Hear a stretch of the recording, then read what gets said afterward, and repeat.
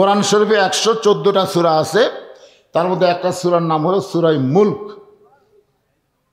চেয়ারে বসে বলতেছে এ দেশ আমার বাপের, এ দেশ আমার, আমি যা বলবো তাই। কোর্ট কাছারি জজ কোর্ট সুপ্রিম কোর্ট যা আছে আমার কথা মতো চলবে। 41 সালের আগে হামাক নামাইকে কখনোই মনে করেনি অহু আলা কুল্লি শাইইন কদির, সমস্ত ক্ষমতার মালিককে, কিন্তু চেয়ার পায়া মনে করছে আমি সব। এখন 5 তলা বিল্ডিংয়ের উপরে 1.5 লাখ টাকার খাট, 12,000 টাকার কম্বল ওড়ে তামানি গায়ে দিয়ে রাত 9টার সময় বলতেছে আমার বাড়ি আমার ঘর, আমাক নামাইকে। 2 কান্দে 2 ফেরেশতা আল্লাহ বলতেছে আল্লাহ। ঘুমানোর আগে মানুষ দোয়া পড়ে আল্লাহুম্মা বিইসমিকা আমুতু ওয়া আহইয়া, ঘুম দেওয়ার মালিককে, চেতন করার মালিককে। কিন্তু এই বেটা এই দোয়া না পড়ে বলে আমাক নামাইকে। রাত যখন 3টা বাজছে তখন একটা ভূমিকম্প হচ্ছে। যেরকম কি কম্প? ভূমিকম্প। মাটি লড়া বোঝা না গেলেও বিল্ডিং লড়া কিন্তু বোঝা যায়। ধরে কোন কথা ঠিক কিনা? যেই বিল্ডিং কাঁপে উঠছে ওই এত ফোর্সে নামছে, আর কম্বলের মধ্যে যে লুঙ্গি খোলা আছে এটাও পর্যন্ত পরার টাইম পায়নি, একেবারে ন্যাংটা হয়ে নামছে। ফেরেশতারা বলতেছে আল্লাহ নামাইলা নামাইলা, তাই বলে হাসিনা ন্যাংটা করে নামালে। আপনার বলেন তো হাসিনা কি কাপড় পরে নামছে না ন্যাংটা হয়ে নামছে? কাপড় পরে আছে।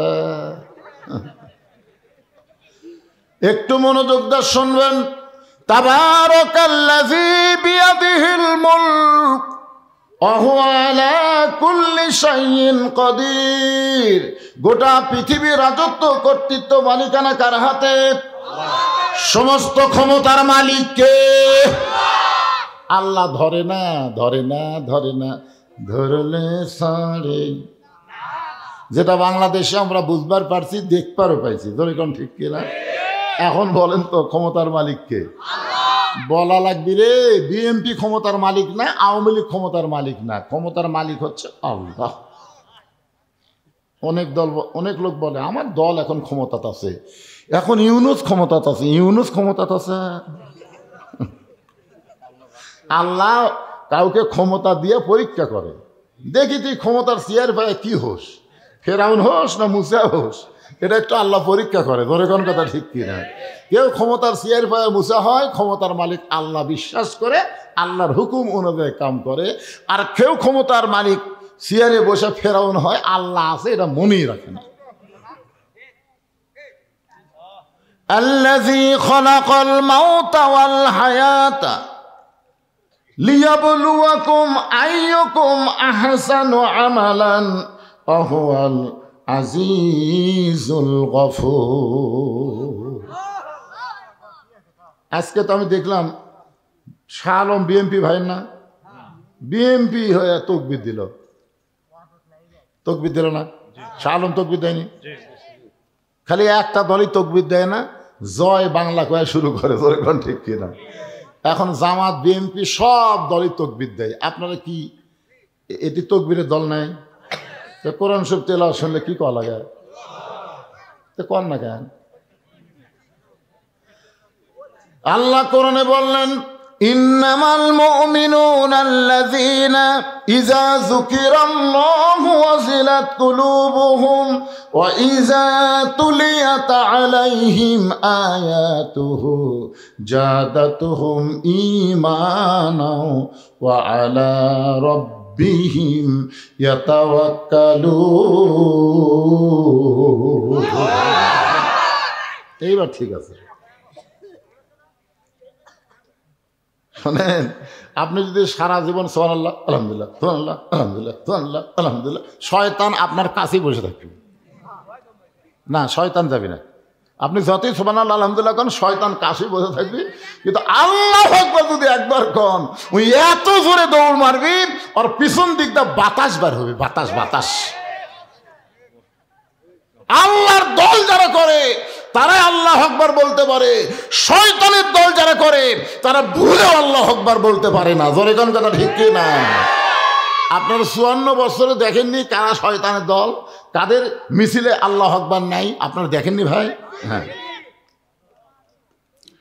আল্লাহ বলতেছেন মৃত্যু আর হায়াতকে আল্লাহ সৃষ্টি করেছেন লিয়াবলুয়াকুম, পরীক্ষা করার জন্য। জোরে কান, কি করার জন্যে?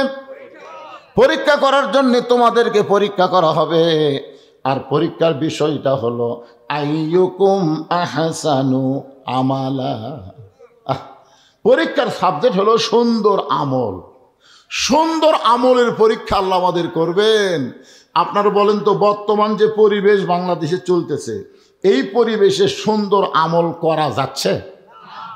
মনে করেন, বোঝানোর জন্য বলতেছি, একটা মুসলমান সন্তান জন্ম দিয়ে হিন্দুর বাড়িতে লালন পালন করবার দিছে। 10 বছর পরে মুসলমান তার সন্তানকে ফেরত নিছে। ওই সন্তান কি আল্লাহ কবে না ভগবান কবে?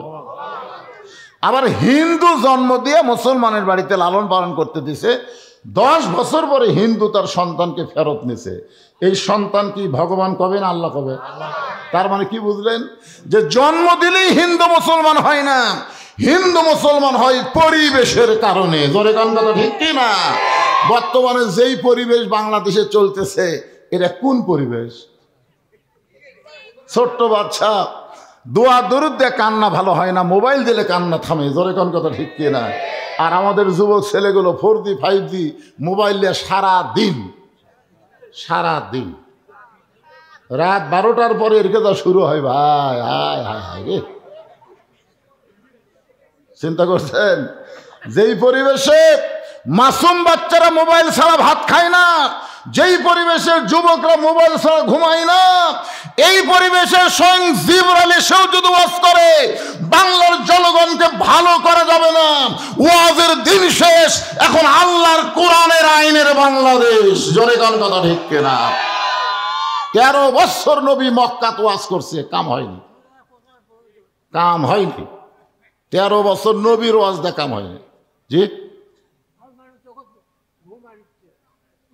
কার জগৎ ঘুম আসতেছে?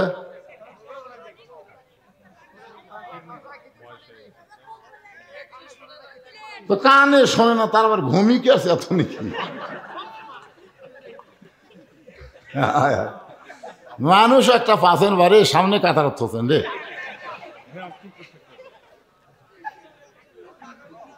এবার চাষা কানে কম শোনেন, মাফলাটা খোলেন তো। আবার কানেও শোনেন, আবার চাপিয়া তো যে কান কম।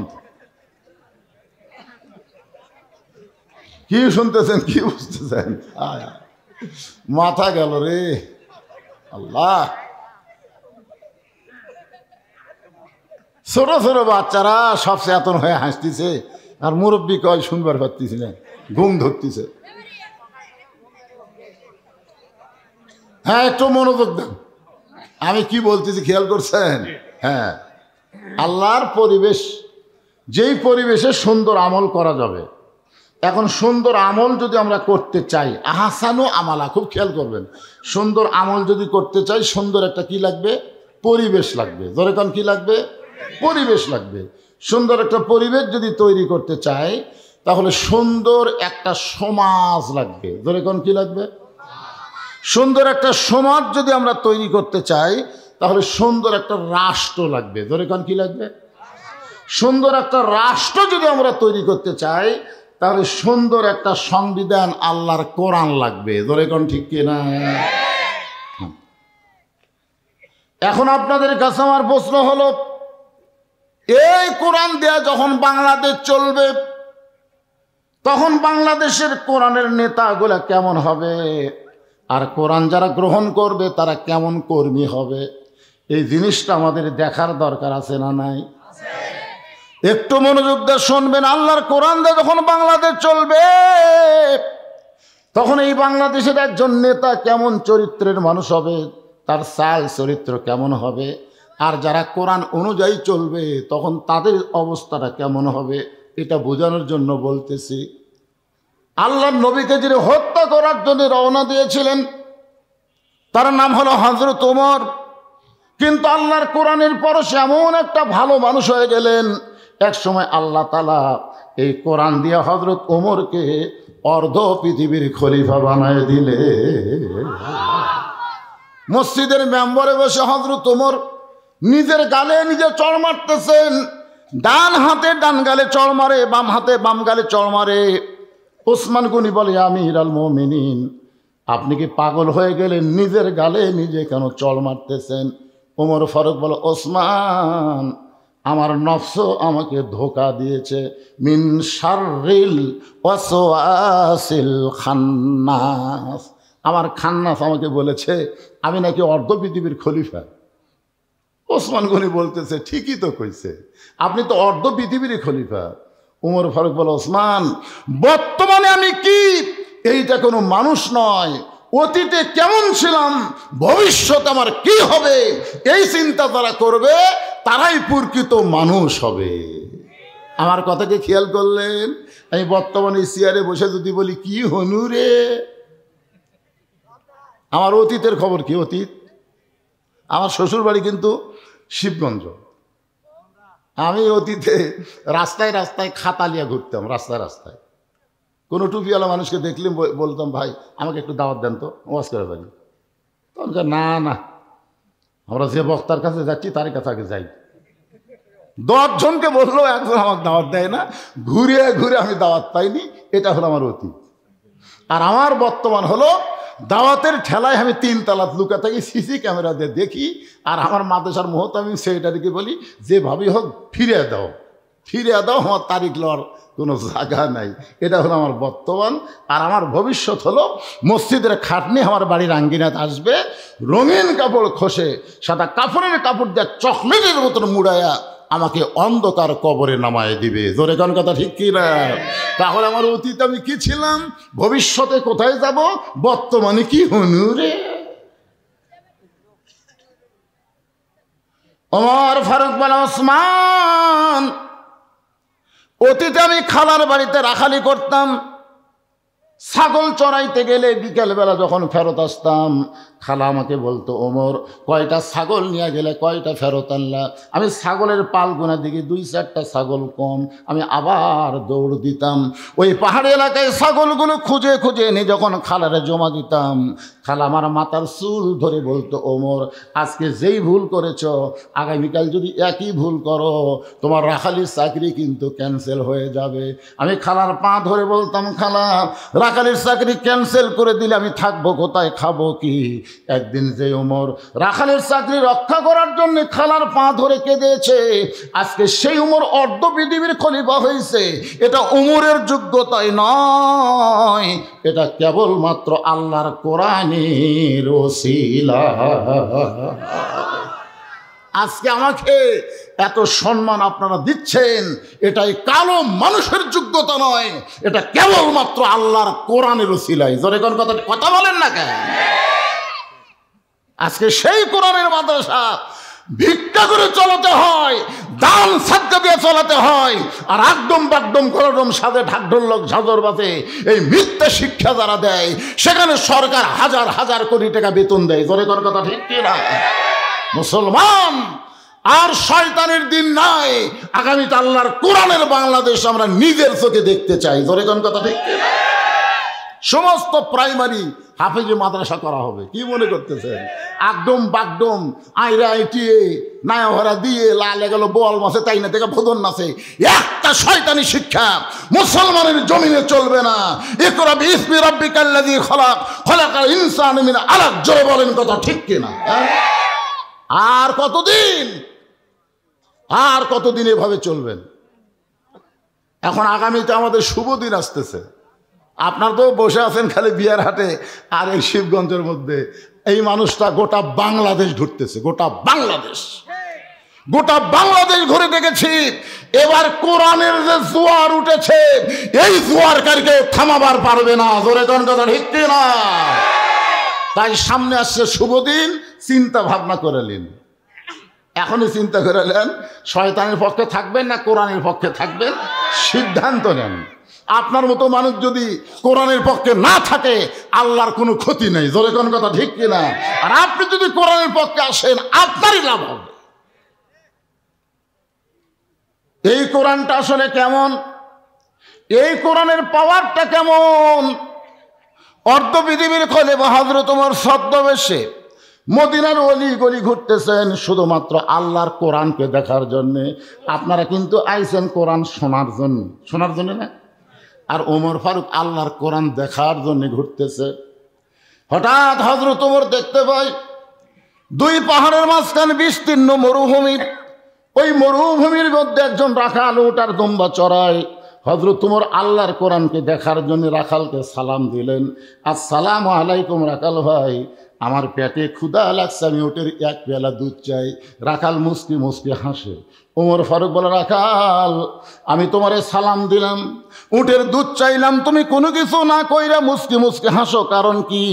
রাখাল বলে, পথিক তোমার সালামের উত্তর দিব না, উটের দুধও দিবার পারবো না, আমি জানতে চাই তোমার পরিচয়। ওমর ফারুক চিন্তায় পড়ে গেলেন যে আমি অর্ধ পৃথিবীর খলিফা ছদ্মবেশে আল্লাহর কোরআন দেখার জন্য বের হয়েছি, এখন যদি আমার পরিচয় দেই তাহলে গুমর ফাঁস হয়ে যাবে। এমন সময় আল্লাহর কোরআন বলে, ওমর রাখাল যখন তোমার পরিচয় চাইছে তুমি আসল পরিচয় দাও। তোমার আসল পরিচয় হলো মিল্লাতা আবিকুম ইব্রাহিম হুয়া সাম্মাকুমুল মুসলিমিন। তোমার আসল পরিচয় হলো তোমার জাতির পিতা ইব্রাহিম। মুসলমানের জাতির পিতাকে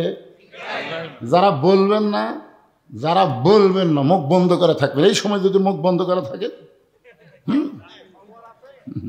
খবর আছে, মানে মরার 2 ঘন্টা আগে মুখ বন্ধ,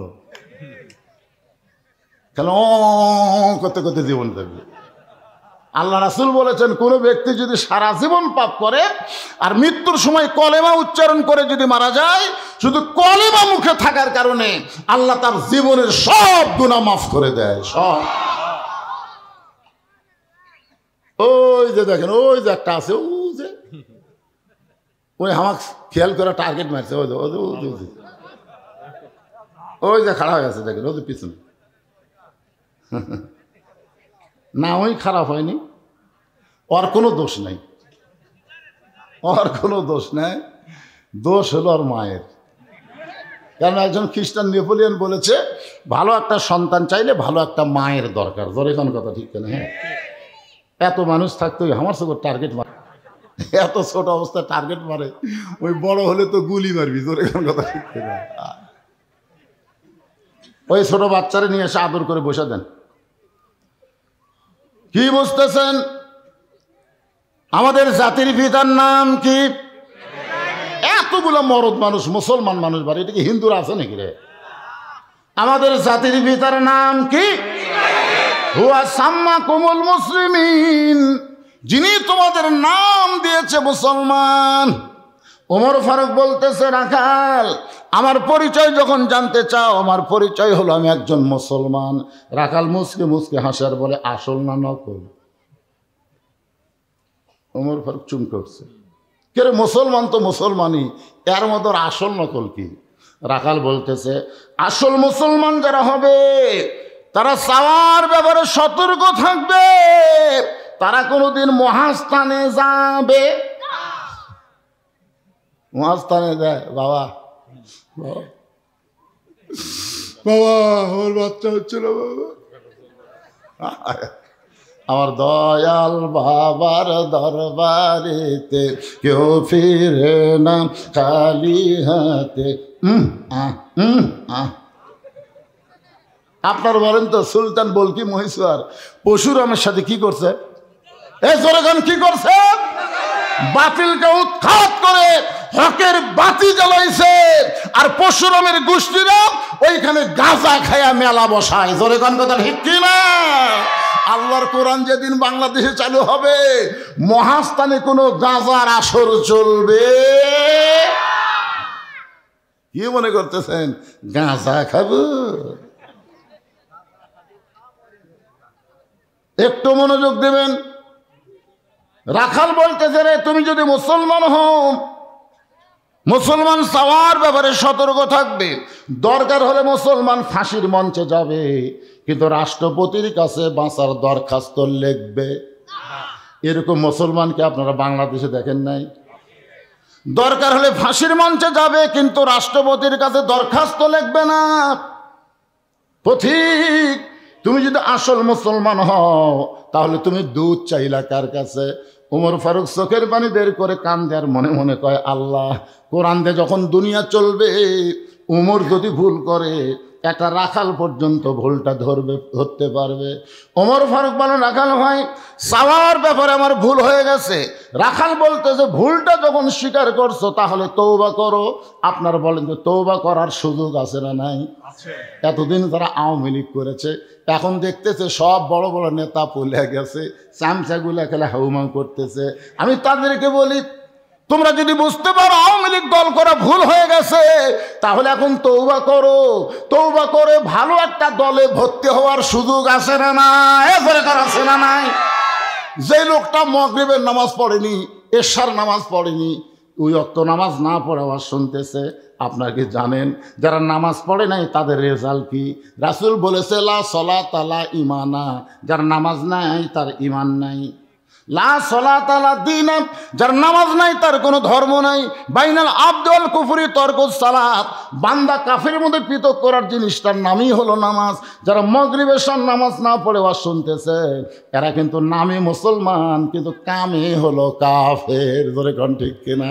কিন্তু এই মুহূর্তে যদি তারা নিয়ত করে, এই মুহূর্তে যদি তারা মনে মনে নিয়ত করে, আল্লাহ ফজরের নামাজ থেকে আর বাকি নামাজ বাদ দিব না, আল্লাহ বলে, বান্দারে, নিয়ত করার সঙ্গে সঙ্গে তোর তওবা হয়ে গেল। আমি আল্লাহ তওবা কবুল করে যত নামাজ না পড়ার পাপ হয়েছে আমি সব পাপকে মাফ করে দিলাম। এখন বলেন, ভুল করে যদি আমরা মাপ চাই, মাপ পাওয়ার সুযোগ আছে না নাই? রাখাল বলে, পথিক, চাওয়ার ব্যাপারে যখন ভুল স্বীকার করেছে তুমি তওবা করো। উমর ফারুক বলে, রাখাল ঠিক আছে, আমি তওবা করতেছি। রাখাল বলে, তুমি মূর্খ মানুষ, তুমি তওবা কেমনে করবা? বরং আমি তওবা করাই, তুমি আমার সঙ্গে তওবা পড়ো। উমর ফারুক বলে, রাখাল, আমি মূর্খ এই কথা তোমাকে কে কইল? রাখাল কয়, আমি বুঝি না, চাওয়ার ব্যাপারে যে সতর্ক হয় না সে হলো সবচাইতে বড় মূর্খ। ডক্টর কামাল যতই সংবিধান লেখুক, 18 সালে সিলেটের শাহজালাল মাজারে আর জ্ঞাতি গোষ্ঠী নিয়ে গেছিল, আপনারা জানেন? এদের শিক্ষিত মানুষ জানবে। বাবার দরবারে বলছে, বাবা এবার আমরা ভোটর দাঁড়াচ্ছি। ভোটর দাঁড়াচ্ছ কার কাছে? আল্লাহ কোরআনে বলেছে, ইয়া আইয়ুহাল্লাযীনা আমানুস্তাঈনু বিস-সাবরি ওয়াস-সালাহ ইন্নাল্লাহা মা'আস-সাবিরিন। চাওয়া লাগবে কার কাছে? কিসের মাধ্যমে?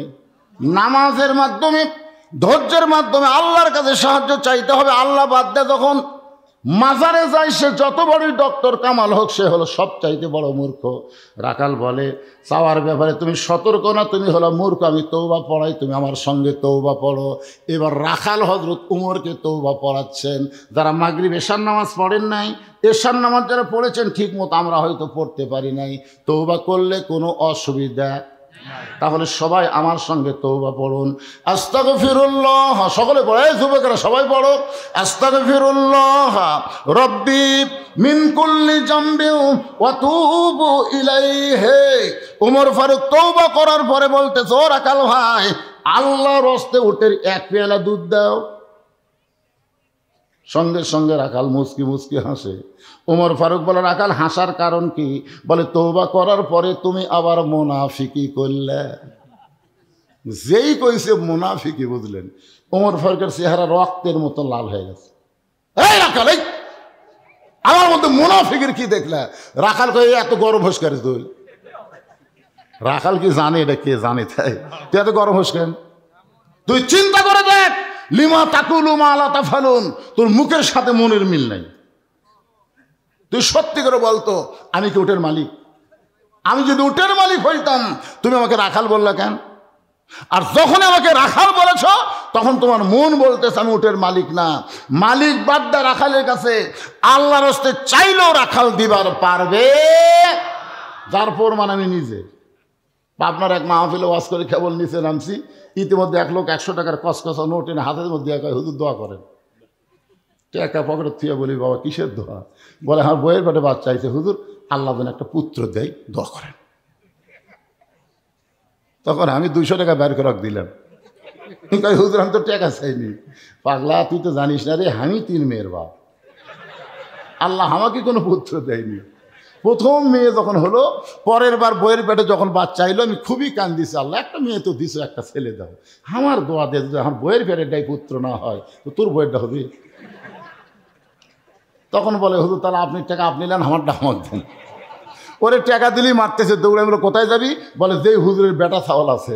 আমি বললাম কোনো হুজুরের কাছে না, কোনো বাবার কাছে না, কোনো পীরের কাছে না, বাবার যদি চাও মালিকের কাছে চাও। জোরে কোন কার কাছে?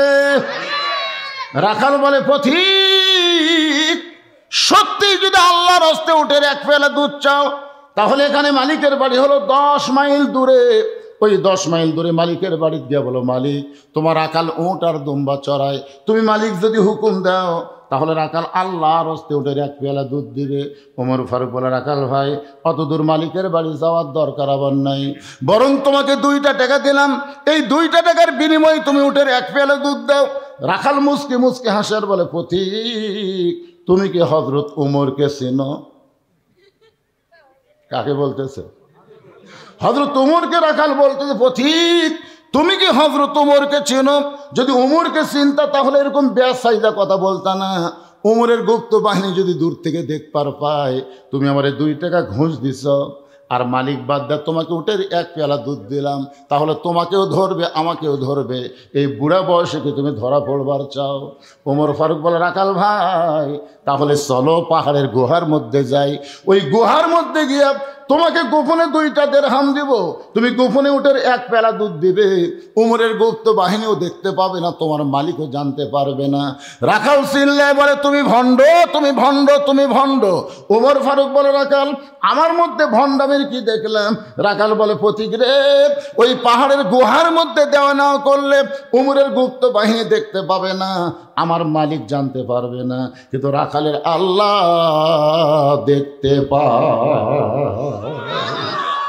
যেই কইছে রাখালের আল্লাহ দেখতে পায়, হযরত ওমর এক দৌড়ে পাহাড়ের পাদদেশে গিয়া 2 রাকাত নামাজ পড়ে আল্লাহর কাছে কাঁদতেছে আর বলতেছে, আল্লাহ তোমার কোরআন এত সুন্দর, আল্লাহ গো আজকে আমি বাস্তব কোরআন রাখালের মধ্যে রেখেছি, আসলে রাখাল না, রাখাল যেন তোমার বাস্তব কোরআন। আল্লাহ তোমার কোরআন এত সুন্দর, তোমার কোরআনের আইন যখন দুনিয়াতে চালু থাকবে তখন কেউ না দেখলেও আল্লাহ দেখবে, এই বিশ্বাস প্রত্যেকটা মুসলমানের কলিজার মধ্যে ঢুকবে। কেউ না দেখলেও কে দেখতেছে? আর আসলে নামাজ পড়ে জমির ধান দেখবার গেছে, যা দেখে উপর জমির পানি চলমল করতেছে, নিচে ওর জমির পানি নাই, চারিদিকে তাকায়, তাকে দেখে কেউ নাই, আস্তে করে বসে কাটা দিয়ে ওই পানি দিয়ে হাত ধসে ধুই আবার দাঁড়ায় চারিদিকে তাকায় বলতেছে, আলহামদুলিল্লাহ কেউ দেখেনি, কেউ দেখেনি। সকালবেলা ভোট হয় দিনের বেলা, আর গল্প করতেছে সকালবেলা, তুই রাত্রে কয়টা মারছ? তো ভাই রে মার্কা ঠিক মতো দেখা যায় না তো, এই জন্যে মোমবাতি জ্বলে নৌকা মার্কা 100টা মারছি ভাই। তাই 5 লাখের মোমবাতি জ্বলাচু করে আমি মোবাইলের বাতিতে 200টা মারছি রে, খালি মার্কার চিটচিন চিটচিন, কেউ দেখি আরে পাগলা দরজা জানলা বন্ধ করে মারছি রে, দেখবি কি? তখন 2 কান্দে 2 ফেরেশতা আল্লাহ বলতেছে, আল্লাহ এরা যে গল্প করতেছে কেউ দেখেনি, তাহলে আমরা 2 ফেরেশতা কি করতেছি? তখন আপনারা বলেন 2 কান্দে 2 ফেরেশতা কি করতেছে?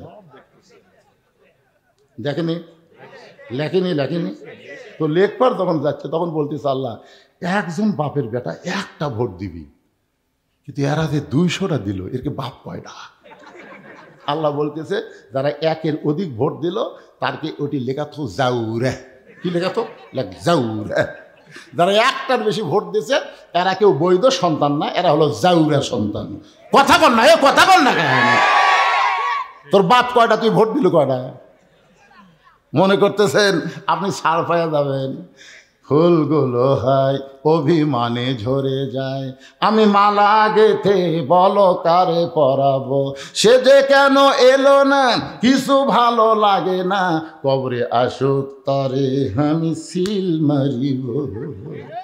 জাগা মতো সিল হবে কি হবে না কথা বলেন? ওমর ফারুক 2 রাকাত নামাজ পড়ে কান্দের, বলে আল্লাহ তোমার কোরআন এত সুন্দর, আমি রাখালকে দেখি নাই, রাখালের ভিতরে আল্লাহ তোমার কোরআন দেখতে পায়। এমন সময় রাখাল পিছনে এসে বলতে, তো পথিক যতই কান্দ উটের দুধ দেওয়া গেল না। ওমর ফারুক বলে, রাখাল ভাই উটের দুধের কোনো দরকার নাই, বরং তোমার কাছে আমি জানতে চাই তুমি না দেখা আল্লাহকে কলিজার মধ্যে জায়গা দিয়া আল্লাহর কোরআন অনুযায়ী চলতেছ, এর বিনিময়ে তোমার চাহিদা কি? 50 বছর কোরআনের হক তাফসির করে 13 বছর জেলখানায় বন্দি থেকে হাসপাতালে ভর্তি করা হলো। আপনারা বলেন তো এরপরেও আল্লামা সাইদি হুজুরের চাহিদা কি?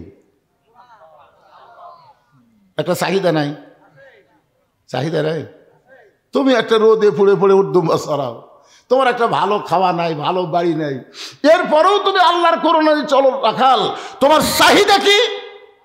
সঙ্গে সঙ্গে রাখাল চোখের পানি বের করে বলে, পথিক আমার চাহিদার কথা যখন শুনতে চাও, আমার চাহিদা হলো রব্বানা, সকলে পড়েন রব্বানা আতিনা ফিদ দুনিয়া হাসানাতাও ওয়া ফিল আখিরাতি হাসানা ওয়া কিনা আযাবান্নার। ওমর ফারুক বলে, রাখাল ভাই আমি মূর্খ মানুষ ভাই রে, আমি মূর্খ রে ভাই, তোমার কাছে চাহিদার কথা শুনতে চাইলাম আর তুমি কোরআনের আয়াত শোনায় দিলে। রাখাল বলে, তুমি আসলেই মূর্খ। এই আয়াত দিয়ে আমি 2টা চাহিদার কথা বুঝাইলাম, একটা হলো আতিনা ফিদ দুনিয়া হাসানা, একটা হলো দুনিয়ার সৌন্দর্য, একটা হলো অফিল আখিরাতে হাসানা, আখিরাতের সৌন্দর্য। দুনিয়ার সৌন্দর্য হলো মহামানব হযরত উমরকে আমি রাখাল এক নজর দেখতে চাই।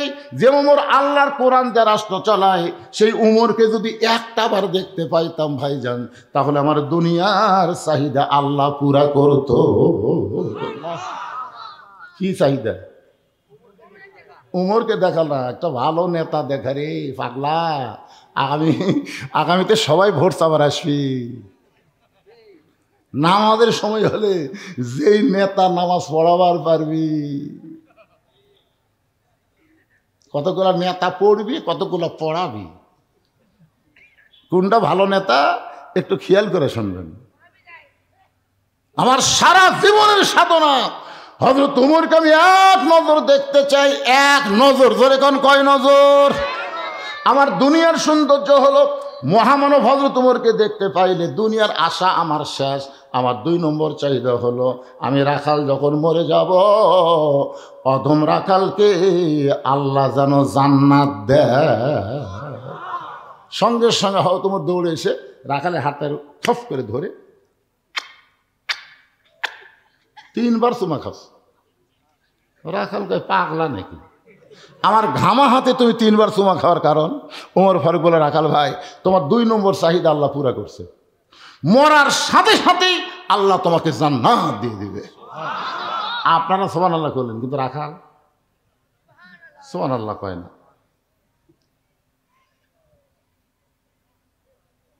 আচ্ছা এটা কিছু না, এটা কিছু না, এটা মনে করছেন কোনো ফতুয়া, কোনো ফতুয়া লয়, কোনো নিষেধ নেই। আগেকার দিনের কাগজ দিলে মনে হচ্ছিল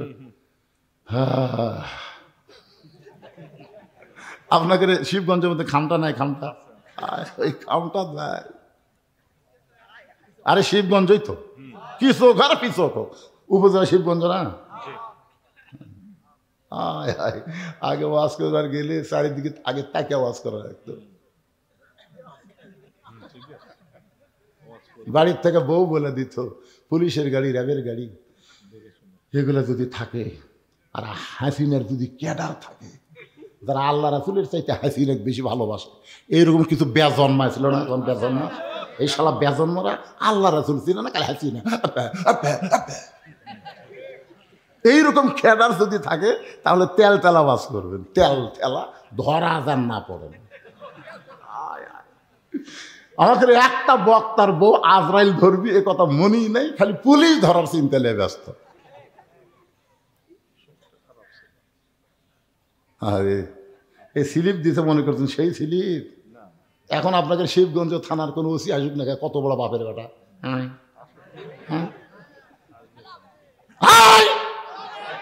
বদরুশের মাহফিল কোন নেতাই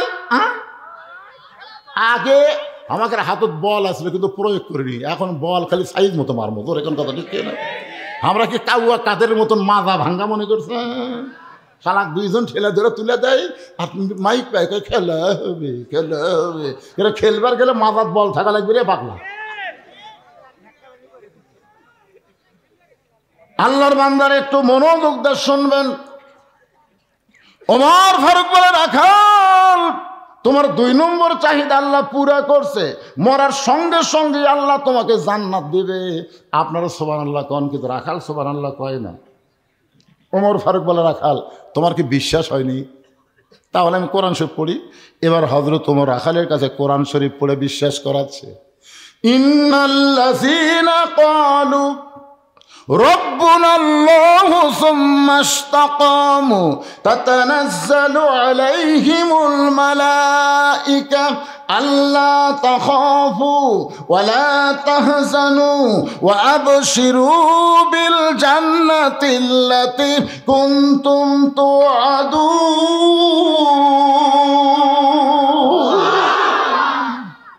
রাখাল এখন বিশ্বাস হয় না? মরার সাথে সাথে আল্লাহ তোকে জান্নাত দেবে। রাখাল খালি মুচকি মুচকি হাসে। ওমর ফারুক বলে, হাসিস কেন? বলে, মরে গেলে জান্নাত পাবো এ কথা ভালোই বলতিস, কিন্তু হযরত উমরকে এক নজর দেখতে পাবো, এই লগত কথা বলতে তোর কোন জায়গাত বাজায়? যে আমার শাহ আলম ভাই 1 লাখ টাকা বাকি দিয়ে গেল, জোরে কোন কথা ঠিক কিনা? লগত 50,000 টাকা দিলে তো কোন জায়গাত বাজায়? হ্যাঁ, আরে পাগলা, মানুষ কিন্তু যা দেখে তাই বোঝে। আওয়ামী লীগের নেতার বিএনপির নেতা তো এক লয়। শাহ আলম ভাই তো টাকা দিবি না? যখন দিবে না অবশ্যই দিবে, কিন্তু আমরা তো এর আগে তো বহু আদায় করতি ভাই। 4 টন 3 টন 2 টন মারহাবা দৌয়া, পরের বছর আবার গেছি, খবর কি দেয়নি। কি বাকির উপর দোয়া করে কেন রে? একটা টাকাও দেয়নি রে।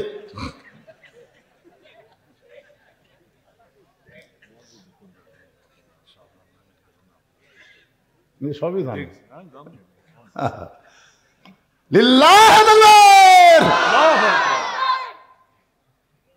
বাকি মরে গেলে জান্নাত পাবে কথা সহজেই বলতেছ, কিন্তু হযরত ওমরকে এক নজর দেখতে পাবো, এই নগদ কথা বলতে তোমার কোন জায়গায় বাজে? ওমর ফারুকের চোখ দিয়ে দর দর করে পানি পড়তেছে। যে রাখাল আমাকে তওবা পড়াইছে, যে রাখাল আমাকে মুনাফিক কইছে, যে রাখাল আমাকে ভণ্ড কইছে, এখন যদি বলি আমি ওমর, বলাও সারা রাখাল, হাট ফেল করে মরাও সারা। ধরে কোন ঠিক কিনা? কি করছে? তওবা পড়াছে, মুনাফিক কইছে, ভণ্ড কইছে। এখন যদি বলে রাখাল ভাই তুমি যেই ওমরকে দেখবার চাও, আমি হইলাম সেই ওমর, দেখবার পারবি? শুনে এর নাম হলো হাট ফেল করা। ওমর ফারুক চিন্তায় পড়ে গেলেন, আমি ওমর এইটা রাখালকে কেমনে বলবো? এমন সময় আল্লাহর কোরআন বলতেছে, উদউ ইলা সাবিলি রাব্বিকা বিল হিকমা। রাখাল সত্যি যদি ওমরকে দেখতে চাও, তাহলে তোমাকে ফজরের নামাজ সামনে কাতারে আদায় করা লাগবে। ফজরের নামাজ যদি সামনে কাতারে আদায় করো, মেহরাবের মধ্যে যেই মানুষটাকে ইমামতি করতে দেখবে, সেই মানুষটি হলেন হযরত ওমর। তার মানে কি বুঝলেন? আল্লাহর কোরআন দিয়ে যখন রাষ্ট্র চলবে, তখন এমপিকে শুধু সংসদের মধ্যে ভাষণ দিলে হবে না, জুম্মাতেও খুতবা দেওয়া লাগবে। ধরে কোন ঠিক না? কেবল খুতবা দেওয়ার জন্য ওমর ফারুক দাঁড়াছে, মাঝখান থেকে একজন খাড়া হচ্ছে। ওমর ফারুক বললেন, এজলেস। না না, কি হয়েছে তোমার? বলে, আমার কোনো খাটো পাঞ্জাবি দিয়ে আপনি লম্বা জুব্বা পরে খুতবা দেবেন? যতক্ষণ পর্যন্ত আপনার লম্বা জুব্বা কোথায় পেলেন এটা না বলবেন, ততক্ষণ আপনার খুতবা আমরা শুনবো না। বাংলাদেশের মতন 96টা দেশের খলিফা তখন হযরত ওমর, এ পুচকে একটা দেশের প্রধানমন্ত্রী না। অর্ধ পৃথিবীর খলিফার জুব্বা লম্বা, খুতবা বন্ধ করে দিচ্ছে। ওমর মুচকে মুচকে হাসতেছে আর বলতেছে, আল্লাহ আল্লাহ, যতদিন পর্যন্ত মুসল্লি লোকমা দেবে, ততদিন পর্যন্ত নেতারা খারাপ হওয়ার কোনো সুযোগ পাবি না। ধরে কোন কথা ঠিক কিনা?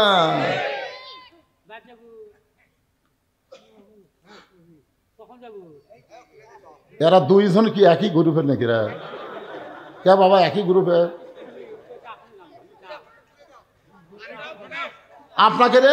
আপনাকে যে বয়স, আপনার পেনশন পাচ্ছেন বাজান, আপনার যদি নামাজ না পড়েন, রোজা না করেন, ওয়াজ না শোনেন, তারপরে জান্নাতে যাবেন জানেন? একটা বুড়াকে আল্লাহ জান্নাত দিবেন, একটা বুড়াকে দিবেন। এরকে জুয়ান বানে আল্লাহ জান্নাত দিবে। যৌবন বয়সে যে আল্লাহর ইবাদত করছে, ওই ইবাদতের কারণে এরা জান্নাত পায়। বুড়া মানুষ কানে শোনে না, এই কষ্টের মধ্যে ল্যাপ তোষক বাদ দিয়ে এই সামনে বসতে খালি ডিস্টার্ব করতে যায়। যে কয়টা মুরব্বী আছে, একটা মুরব্বীর দরকার নাই। আজকের ওয়াজ হলো যুবকদের ওয়াজ, জোরে কোন কথা ঠিক না? কোরআনের সৈনিক হওয়া লাগবে যুবকদেরকে। কারণ ভারত যখন বাংলাদেশকে আক্রমণ করবে, এই বুড়ারা সব ঘরের মধ্যে লুকাবে, আর আমরা যুবকেরা নেংটি করে 3 পাহাতা লাঠি দিয়ে বাড়ি মারবো, খুর দিয়ে চামড়া কাটা পল্টে দেবো। ধরে কোন কথা ঠিক না? এরকম লাঠি দিয়ে বাড়ি মারা ফালামো, খুর দিয়ে কাটবো, পল্টে দেবো। সুন্নতে খাতনা হবি, ভগবান বাদ দিবি, আল্লাহ আল্লাহ জিকির করবি। ধরে কোন কথা ঠিক না? সেই যুবকদের নিয়ে আমি ওয়াজ করতেছি। এ বুড়া থোড়া ভাঙা চোরা কোনো দরকার আছে?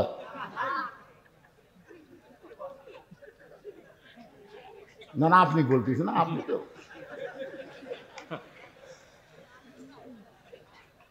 লিল্লাহে তাকবীর। ওমর ফারুক রাখালকে বলে, রাখাল সত্যি যদি ওমরকে দেখতে চাও তাহলে ফজরের নামাজ সামনে কাতার আদায় করো। সামনে কাতারে যদি নামাজ পড়া দেখতে পাবো, মেহরাবের মধ্যে যেই মানুষটা ইমামতি করতেছে ওই মানুষটি হলেন হযরত ওমর। রাখাল ছোট বাচ্চার মতন কান্দে। এতক্ষণ কিন্তু রাখাল কান্দে নাই, খালি হাসছে। এতক্ষণ রাখাল কি করছে? এবার কান্না শুরু করছে। ওমর ফারুক বলে, রাখাল কান্দার কারণ কি? রাখাল বলতেছে, আমি বারান্দাত নামাজ পড়ি, আমি মসজিদের ভিতরে ঢোকার সাহস পাই না। ওমর ফারুক বললেন, কেন ভাই মসজিদের মধ্যে কেন ঢোকো না? বলে, মসজিদের মধ্যে দামি দামি সাহাবি, ওই দামি দামি সাহাবের মধ্যে আমি সাধারণ রাখাল কেমনে যাই? ওমর ফারুক বললেন, রাখাল মসজিদের মধ্যে দামি দামি আর তুমি কম দামি, এই কথা তোমারে কে বুঝাইলো? আল্লাহর আইন হলো ইন্না আকরামাকুম ইনদাল্লাহি আতকাকুম। ওই ব্যক্তি সবচাইতে দামি হয় যার কলিজার ভিতরে আল্লাহর বেশি ভয়। আপনারা কি মনে করতেছেন আমি চেয়ারে বসে ওয়াজ করতেছি আমি দামি? এটা কখনোই দামি নিরূপণ করবেন। আল্লাহর কাছে দামি হলো যার তাকওয়া বেশি, সে আল্লাহর কাছে দামি বেশি। জোরে কোন সুবহানাল্লাহ।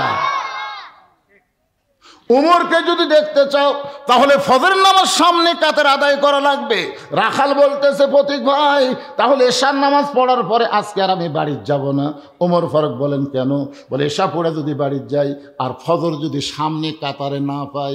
ওমর বলে, রাখাল 5 ওয়াক্ত নামাজের মধ্যে 3 ওয়াক্ত তাড়াতাড়ি, আসর, মাগরিব, এশা, এই 3 ওয়াক্ত তাড়াতাড়ি শেষ হয়, কিন্তু 2 ওয়াক্ত লম্বা কেন? এশা থেকে ফজর, ফজর থেকে জোহর, এই 2 ওয়াক্ত লম্বা কেন? তুমি কি বলতে পারো? রাখাল বলতেছে, আমি তো জানি না। ওমর ফারুক বলেন, তাহলে শোনো, ফজর থেকে জোহর আল্লাহ লম্বা সময় দিছে। ওই সময়ের মধ্যে তুমি আলু চাষ করবা, ওই সময়ের মধ্যে তুমি আলুর ওষুধ দিবা, ওই সময়ের মধ্যে তুমি আলুর বাগুড় বানবা, ওই সময়ের মধ্যে তুমি চাকরি বাকরি করবা, ওই সময়ের মধ্যে খেতে খামারে কাজ কাম করবা, ওই সময় কুলি মজুরি করবা। ওই লম্বা সময়ের মধ্যে কাজ করতে গিয়া তোমার দেহের যে ক্ষয় হবে, এশা থেকে ফজর লম্বা সময় তুমি যদি ঘুম পারো, ওই দেহের ক্ষয়টা আল্লাহ ঘুমের মধ্যে পুরা করে দিবে। তাহলে এশা থেকে ফজর যদি তুমি ধরবার চাও আর এই লম্বা সময় যদি ঘুম ধরে, তুমি কি করবা?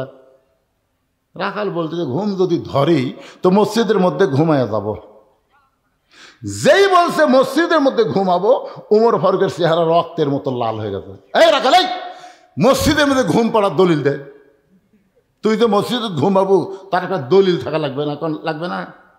সবাই জোহরের নামাজ পড়ে চলে গেছে, ওরা 3 জন 4 ফ্যান দিয়ে গল্প করতেছে। 1-8 ঘন্টা হয় গল্প ছাড়ে না একেবারে। গত বছর তো আলুর ভালোই দাম আসলো রে, এবার আলু যত মানুষ লাগালো, এবার মনে হয় আলুর দাম হবে না। এই তুই সার কটে দিছিস, ওষুধ খেমলে দিছিস, এই গল্প করতেছি 1 ঘন্টা। কয় ঘন্টা?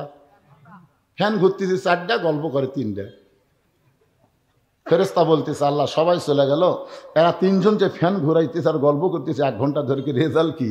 আল্লাহ বলে এই যে 3 জন মাথার উপর ফ্যান ঘুরালো, নামাজ বাদ দিয়ে যত সময় মাথার উপর ফ্যান ঘুরিছে, এই ফ্যানের কারেন্টের বিল এই 3 জন আলাদাভাবে না দিলে এরা জান্নাত যাওয়ার পারবে না। কারণ মসজিদ আর বাপের ঘর না, ইচ্ছা মতো ফ্যান ঘুরাবি। জোরে কোন কথা কন না কেন? বরং আজানের গুরুত্ব দিও। 5 ওয়াক্ত নামাজের মধ্যে সবচাইতে গুরুত্বপূর্ণ আজান কোনটা?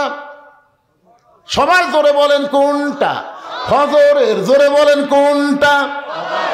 ফজরের আজানের মধ্যে কিন্তু একই শব্দ 2 বার বেশি কয়।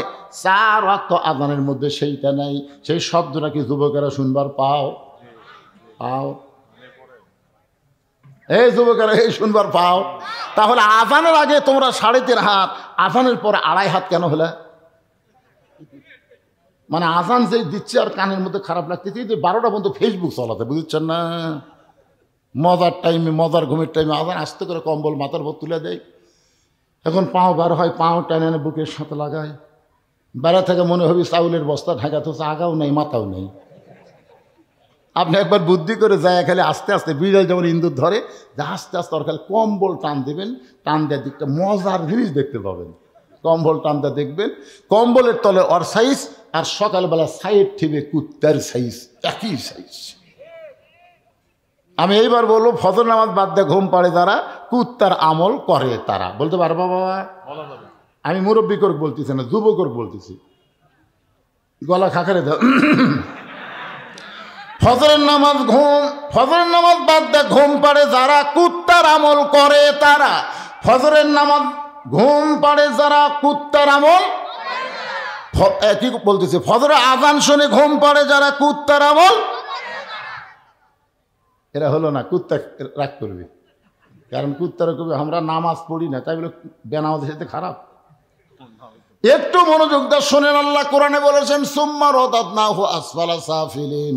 ফজরের নামাজ বাদ দিয়ে ঘুম পাড়ে যারা, কুত্তার চাইতে ও খারাপ তারা। ওমর ফারুক বললেন, রাখাল আজানের গুরুত্ব দিও। এতদিন রাখাল নামাজ পড়েছে বারান্দায়, কিন্তু আজকে নামাজ পড়বে সামনে কাতারে।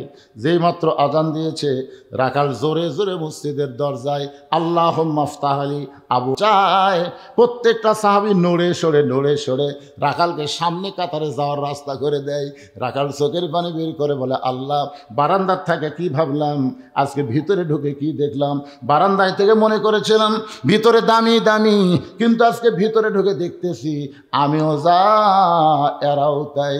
এটা ভিতরে না ঢুকলে বোঝা যাবে না, কোরআনের বাহিরে থাকলে বুঝবেন না। এই কোরআনের ভিতরে আমাদের আসতে হবে।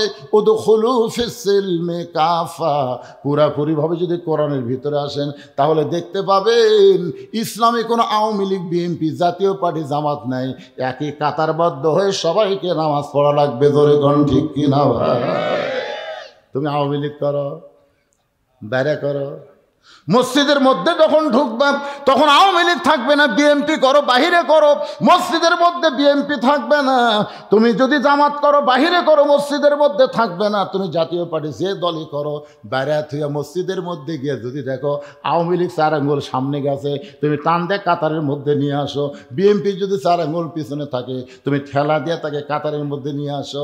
কারণ 14 দল 20 দল ভাঙ্গা মসজিদের মধ্যে সব এক কাতার। সামনে কাতারে এসপি খাড়া হয়ে আছে, একটা মুসল্লি ছাড়া কাতার পুরা হচ্ছে না। এসপি কই কেরি, একটা মুসল্লি নাই। তাকে দেখে চৌকিদার দরজার খাড়া হয়ে আছে। এসপি ডাকতেছে, আয়। চৌকিদার বলে, না স্যার, আপনি এসপি, আমি চৌকিদার। এসপি কয়, পাগলা, ওটা বেড়ার কথা। তুই চৌকিদার, আমি এসপি, ওটা হলো বাহিরের কথা, রে ভিতরের কথা। আয়, আমরা 2 ভাই, আয়। এমন জোরে ডাক দিয়েছে, চৌকিদার ভিতরে আসে আর সামনে আসে না। এসপি কাতার 4,000 হাত ধরে, কে তুই আমার কথা শুনিস না? কাতার সাথে একটু পিছনে খাড়া হতো। আরে পাগলা, আমার গোড়ালির সাথে গোড়ালি মিল কর রে। স্যার, আমারটা ফাটা, আপনারটা তেল। এই ফাটা তেলতলা, কিসের ফাটা তেলতলা? আমরা 2 ভাই, গোড়ালির সঙ্গে গোড়ালি মিল না করে কাতার কোনোদিন সোজা করা যাবে না। জোরে কোন কথা ঠিক কি না? রাখাল একেবারে যাইতে যাইতে সামনে কাতারে মেহরাব বরাবর রাখাল ফজরের 2 রাকাত সুন্নত নামাজ আদায় করেছে। মেহরাব বরাবর যে প্রথম কাতার, ওই কাতারে ফজরের 2 রাকাত সুন্নত নামাজ পড়ে রাখাল চুপটি করে বসে আছে। এমন সময় একজন সাহাবী মসজিদের মধ্যে ঢুকে দেখে জায়গা দখল। এক সাহাবী ঢুকে চিন্তা করে কে আমার জায়গাতে কে বসে আছে? এই সাহাবীর নাম হলো ওসমান গনি। ধরে বলেন নাম কি? আল্লাহ রাসূল বলেছেন, আমি যখন ইমামতি করব, আমি বরাবর যিনি দাঁড়াবে তার নাম হলো আবু বকর। আমার আবু বকর যখন ইমাম হবে, আবু বকর বরাবর যে দাঁড়াবে তার নাম ওমর। আমার উমর যখন ইমাম হবে, উমর বরাবর যে দাঁড়াবে তার নাম হলো ওসমান। ওসমান যখন ইমাম হবে, ওসমান বরাবর পিছনে দাঁড়াবে তার নাম হলো আলী। আমার আলী যখন ইমাম হবে, আলী বরাবর বলার পরে রাসূল নাম বলেন না। সাহাবীরা বলে, রাসূলুল্লাহ, হযরত আলী যখন ইমাম হবে, আলী বরাবর পিছনে কে দাঁড়াবে? রাসূল বললেন, মা ইয়ান্তিকু আনিল হাওয়া ইন হুয়া ইল্লা ওয়াহয়ুন ইউহা। আমি নবী বলতে পারি না, আল্লাহ যতক্ষণ আমাকে না বলায় এই আলী পর্যন্তই হলো খোলাফায়ে রাশিদিন। কে রে তোরকে দুইজন কি ধরল রে? এরা সিদার করা নাকি রে? এবারে যে ঘুম আসো, দাও কি চকচকা দাঁত বের করে আছে। বুড়ার আবার দাঁত পড়ছে, বেশি দুষ্টামি করলে দাঁত কিন্তু উঠবি না, উনকে বুড়াই থাকা লাগবে না। দোয়া করে দেবো তাড়াতাড়ি দাঁত ওঠে। সুবহানাল্লাহ, জোরে করে সুবহানাল্লাহ। এত ছোট বাচ্চারা সামনে হাসতেছে পারে, চোখের মধ্যে ঘুম নাই, রাত প্রায় 11:30 বাজে গেছে। একটু মনোযোগ দিয়ে শুনতে হবে। ওসমান গনি দেখে আমার জায়গায় কে বসে আছে? নবীর যত সাহাবী সবচাইতে নরম সাহাবীর নাম ওসমান গনি। আস্তে আস্তে রাখালের কাছে এসে দেখে সামান্য একটা ফাঁক আছে, ওই ফাঁকের মধ্যে ফজরের 2 রাকাত সুন্নত নামাজ আদায় করলেন। আদায় করার পরে কিতাবের মধ্যে আছে ওসমান গনি রাখালের দিকে 3 বার তাকাছে। জোরে কোন কয়বার? 3 বার। তাকানোর কারণ হলো কোনো দিনও দেখেনি, আজকে প্রথম। একটা লোক সামনে কাতারে প্রথম দেখলে একবার, যেই তাকাতে 2 বার তাকাতে 3 বার সেই ওসমান গনি তাকাইছে। এই মিয়া, বারবার তুই কি দেখিস মিয়া? মানে শোনেন, মূর্খ মানুষের দিকে যদি বারবার তাকান, মূর্খ মানুষ রাগ করবি না? একটা ভ্যান আলার দিকে গেলে আপনি 2 বার তাকান, দেখেন কি গরম হয়ে যায়। আমি একবার তাকাইছিলাম, মানে আমার গাড়ির সাথে একের বাইজে দিবি ভাব। মানে ওরা কিন্তু অটো ভ্যানের ব্রেক দুর্বল, আর ওরা কোনো সময় রাস্তার থেকে নামবি না, দরকার আমরা গাড়ি নামান লাগবে, ওরা নামবি না। আমি খালি একটু তাকাচ্ছি, হুজুর গাড়ির চড়ে বেড়ান তো, কাল টিয়ারিং ঘোরান আর যায় আমাকে রে। ওরে বাবা রে, মূর্খ মানুষের দিকে তাকালে গরম হয়। রাখাল 3 বার তাকানোর কারণে, এই মিয়া বারবার আমার দিকে কি দেখো মিয়া? সঙ্গে সঙ্গে ওসমান গনি নরম মানুষ কাঁপতে কাঁপতে দাঁড়ায় গেছে। ওসমান গনি বলে, ভাইজান আমি তো কিছুই বলিনি ভাই, খালি বারবার 3 বার তাকাইছি, তুমি এত গরম হইলে তোমার পরিচয়? বলে, আমার পরিচয় হলো আমি একজন রাখাল। আমি একজন রাখাল, যেই বলেছে আমি একজন রাখাল, সঙ্গে সঙ্গে ওসমান গনি মুচকি মুচকি হাসতেছে। মুচকি মুচকি হাসার কারণ হলো রাখাল যারা হবে তাদের ভাষা নরম হলে চলবে না, রাখালের ভাষা গরম হওয়া লাগবে। বাবা গরু, বাবা গরু, ওদিকে যাস না বাবা, আবাদ আছে। এভাবে বাবা বাবা করলে গরু কথা শুনবে। আর যদি বলে এই গরু, আরে এক ধাপ যদি সামনে বাড়ে, এই মানুষের চাইতে গরু কিন্তু বেশি শোনে। এখন আপনারা বলেন, রাখালি করবার গেলে মাঝে মধ্যে ভাষা গরম হওয়ার দরকার আছে না নাই? আল্লাহ রাসূল বলেছেন, প্রত্যেকটা অভিভাবককে আল্লাহ রাখালের দায়িত্ব দিয়ে দুনিয়াতে প্রেরণ করেছে। এখন হয়তো আপনারা চিন্তা করবেন, হুজুর আমার তো গরু ছাগল কিছুই নাই, আমি কার রাখালি করব? আপনি চোখ বন্ধ করে দেখেন, আছে, একটু চোখ বন্ধ করে দেখেন, আপনার বাড়িতে 42 বছরের একটা গাভী আছে, আপনার বাড়িতে 22 বছরের একটা আড়ে আছে, আপনার বাড়িতে 15 বছরের একটা বকনা আছে। 42 বছরের গাভী হলো আপনার বউ।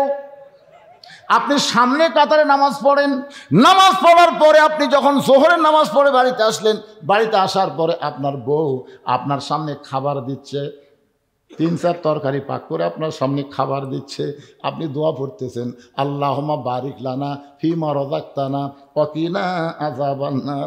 আল্লাহ কয় যতই দোয়া পড়া খাতি জাহান্নামত যাবি। কি করা লাগবে?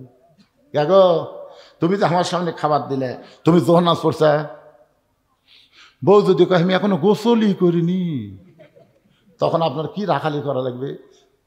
যা গোসল কর, নামাজ পড়, তারপরে আমাকে খাবার দে। তুই বেনামাজি হয়ে পাক করে আমারে খাবার দিবি, আমার নামাজের একটা নূর থাকবে না। আর গোসল কর, নামাজ পড়, তারপরে খাবার দে। তুই কি মনে করছিস রে? তুই নামাজ না পড়ে আমাকে খাবার দিবি আর আমি দোয়া দরুদ পড়ে খামো, সে মরদ আমি না, যা। বউ কই ওরে বাবা রে, ইনা রাতের মরদ রে। গোসল করে নামাজ পড়ে যখন স্বামী দেয়, স্বামী স্ত্রী দুইজন বসে দোয়া পড়তে তার খাচ্ছে। ফেরেশতাকে আল্লাহ খবর কি বলে, স্বামী স্ত্রী দুটাই জান্নাতি। সুবহানাল্লাহ। আপনি ফজর নামাজ পড়বার যাচ্ছেন, আপনি এত শীতের মধ্যে ফজর পড়বার যাচ্ছেন, আপনার আড়িয়া কি করতেছে 22 বছরের? আপনার রাখালি করা লাগবে না? বেরে আড়িয়া রাত 3টা পর্যন্ত ওই আর্জেন্টিনার খেলা দেখছে, মেসি কিভাবে গোল করে, কিভাবে বল মারে, সব কথার খেয়াল আছে। জোরে কোন কথা ঠিক কিনা?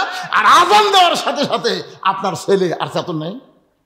আপনি জানেন না কুয়ান ফুজা কুমা হালিকুম নারা, জাহান্নামের আগুন থেকে বাঁচতে গেলে বাবা একলা বাঁচলে হবে না, আহাল পরিবার নিয়ে বাঁচা লাগবে। জোরে কোন কথা ঠিক কিনা? তাহলে আপনার ছেলে নামাজ পড়েন, আপনি নামাজ পড়বেন। 6 বছর থেকে নামাজের তালিম দেওয়া লাগবে, 10 বছর থেকে ঘাড় ধরে মসজিদে নিয়ে আসা লাগবে। এ রাখালি করার দরকার আছে না? কথা কন না কেন? আপনার 15 বছরের একটা বোকনা মানে একটা মেয়ে আছে, বড় আদরের মেয়ে। এই মেয়েটা কি করতেছে? আপনি বাবা হিসাবে রাখালি করার দরকার আছে না নাই? কথা কন আছে না নাই? হাইল পরে কিলকিল করে ঘরে, গোটা উত্তর পাড়া দক্ষিণ পাড়ার ছেলেরা সব মিস কল মারে। এখন আপনি বাবা হিসাবে চিন্তা করেন তো, আপনার মেয়েকে আপনি পরিমণি করবেন না ফাতেমা বানাবেন? এ জোরে কন, যারা বিয়ে করেনি তারা কয় ফাতেমা। এ তুই বিয়ে করছো, তুই তো ফাতেমা। ফাতেমার কি বুঝিস তুই? না, যাদের মেয়ে আছে আপনারা বলেন ভাই, মন খারাপ করেন না, যাদের মেয়ে 15, 16, 17 বছর আছে এখনো বিয়ে দেন নাই, আপনার এই মেয়েকে আপনি কি বানাবেন? পরিমণি বানাবেন না ফাতেমা বানাবেন? আল্লাহ নবী বলেছেন ফাতেমা তুই কখনো মনে করিস না তোর বাবা আল্লাহর নবী বলে আল্লাহ তোকে জান্নাত দিবে, এটা কখনোই মনে করিস না। মা, জান্নাতে যাইতে গেলে জান্নাতের আমল করে তোকে জান্নাতে যেতে হবে। ফাতেমা বলে বাবা কি আমল করলে আল্লাহ আমাকে জান্নাত দিবে?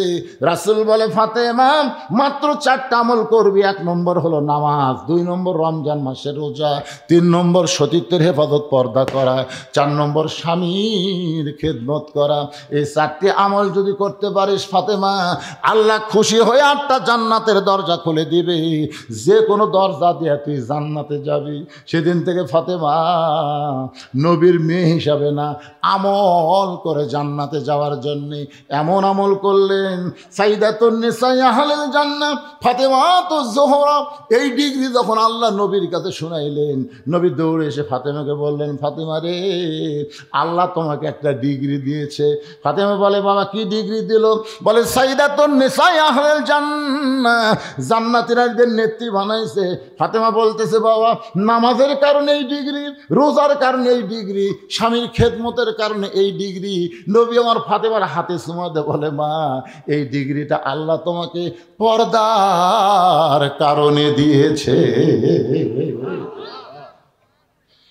ও মায়েরা যারা পর্দার অঞ্চলে বসে আছেন, মা একটু মনোযোগ দিয়ে শুনবেন। গভীর রাত্রে ফাতেমা স্বামীকে বুকের মধ্যে নিয়ে কাঁদতেছে আর বলে স্বামী গো, আপনি কি জানেন আজকে গভীর রাত্রে ফাতেমার মৃত্যু হবে?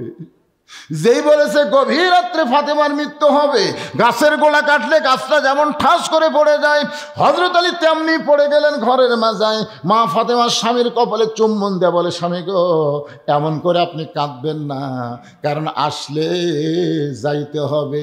এই দুনিয়া থাকার জায়গা না, এই দুনিয়াতে আমরা কেউ থাকতে পারবো না। যত বাড়ি করেন, যত বিল্ডিং করেন, যত কিছুই করেন, আমাদের সবাইকে কিন্তু যাইতে হবে। এই জন্য আমি যখন বলবো আসলে, আপনারা বলবেন যাইতে হবে। বলতে পারবেন না ভাইজান? আসলে যাইতে হবে। 3 তালা যে বানাচ্ছেন, 4 তালা ঘাড় কাজ করে দেখতেছি। কি দেখতেছেন? 5 তালার ভিত দিছি হুজুর, 3 তালা হচ্ছে, রড বার করে থুছি, আর 2টা তালা হলি আমার আর কোনো টেনশন নেই। 2 কান্দের ফেরেস্তা বলে, পাগলা 5 তালা 5 তালা বকিস না রে, তোর বাড়ি হলো নিচতলা, 1 তালা না, নিচতলা। তাহলে আমরা যারা এখানে বসে আছি আমাদের বাড়ি কোথায়? এই নিচতলাকে আপনারা কি নামে ডাকেন? কিন্তু যেদিন ডাক পড়িবে কবর মাঝে যাইতে, জোগাড় কিছু করছো বন্ধু তার মাঝে বিছাইতে। ডানে কবর বামে কবর, ডানে কবর বামে কবর, নিচে কবর আছে যে, উপর দিকে চাইয়া দেখো বাঁশের ছাউনি দিছে কে। ওসমান গনি বলে, ভাইজান, ও বড় ভাইজান, আপনাকে কোনোদিন সামনে কাতারে দেখিনি ভাই, আজকে প্রথম দেখতেছি, এই কারণে 3 বার তাকাইছি। রাখাল বলতেছে, আমাকে দেখতে কেমনে? আমি বারান্দাত নামাজ পড়ি। আজকে সামনে কাতারে আইছি শুধুমাত্র দেখার জন্যে। আজকে দেখা হয়ে গেলে আর কোনোদিন আমি সামনে আসবো না। ওসমান গনি বলে, ভাইজান আজকে আপনি দেখতে পাবেন, তার গ্যারান্টি কি? রাখাল বলে, আমার চোখের পাওয়ার ঠিক আছে, আমার চোখ ঠিক আছে, দেখতে পাবো। ওসমান গনি বলে, ভাইজান আজকে কয়েক বছর হলে সামনে কাতারে নামাজ পড়ি, এখন পর্যন্ত দেখতে পাইলাম না। রাখাল বলে, মনে হয় তোমার চোখের দোষ আছে, সামনে কাতারে নামাজ পড়ো, কয়েক বছর দেখতে পাও না কেন? আজকে তুমি আমার হাত ধরো। ওসমান গনিকে একটা রাখাল বলতেছে, তুমি আমার হাত ধরো, আমি নিজেও দেখব এবং তোমাকেও দেখায় দেব। ওসমান গনি রাখালের হাতটা ধরে আল্লাহর কোরআন মনে মনে পড়তেছে, ইয়া আইয়ুহাল্লাযীনা আমানুত্তাকুল্লাহা ওয়া কুনু মা'আস সাদিকিন। আল্লাহ বলেছে, ইমানদারেরা, আল্লাহর ভয় যদি কলিজার মধ্যে রাখতে চাও তাহলে সত্যবাদীদের সাথে হও। রাখাল ওসমান গনিকে সত্যবাদী বিশ্বাস করে হাতটা ধরে বসে আছে। কিছুক্ষণ পরে যখন জামাতের সময় হয়েছে, তখন মুয়াজ্জিন আকামত দেওয়া শুরু করেছে। আকামত দেওয়া শুরু করেছে, যেই মাত্র আকামত শুরু করেছে, এমন সময় হযরত ওমর মেহরাবের মধ্যে ঢুকছে। দরজা দিয়ে না, দরজা নিয়ে না। যখন কোরআন দিয়ে রাষ্ট্র চলবে, প্রত্যেকটা মেহরাবের সাথে একটা ছোট্ট দরজা থাকবে, ওই পারে নেতার রেস্টরুম থাকবে। যে আকামত শুরু হবে তখন ইমাম সাহেব মেহরাবের মধ্যে ঢুকবে। যে আকামত শুরু করছে, ইমাম সাহেব হযরত তোমার মেহরাবের মধ্যে ঢুকছে, সঙ্গে সঙ্গে রাখাল খালি ওসমান গনি কিন্তু হাত ধরে আছে।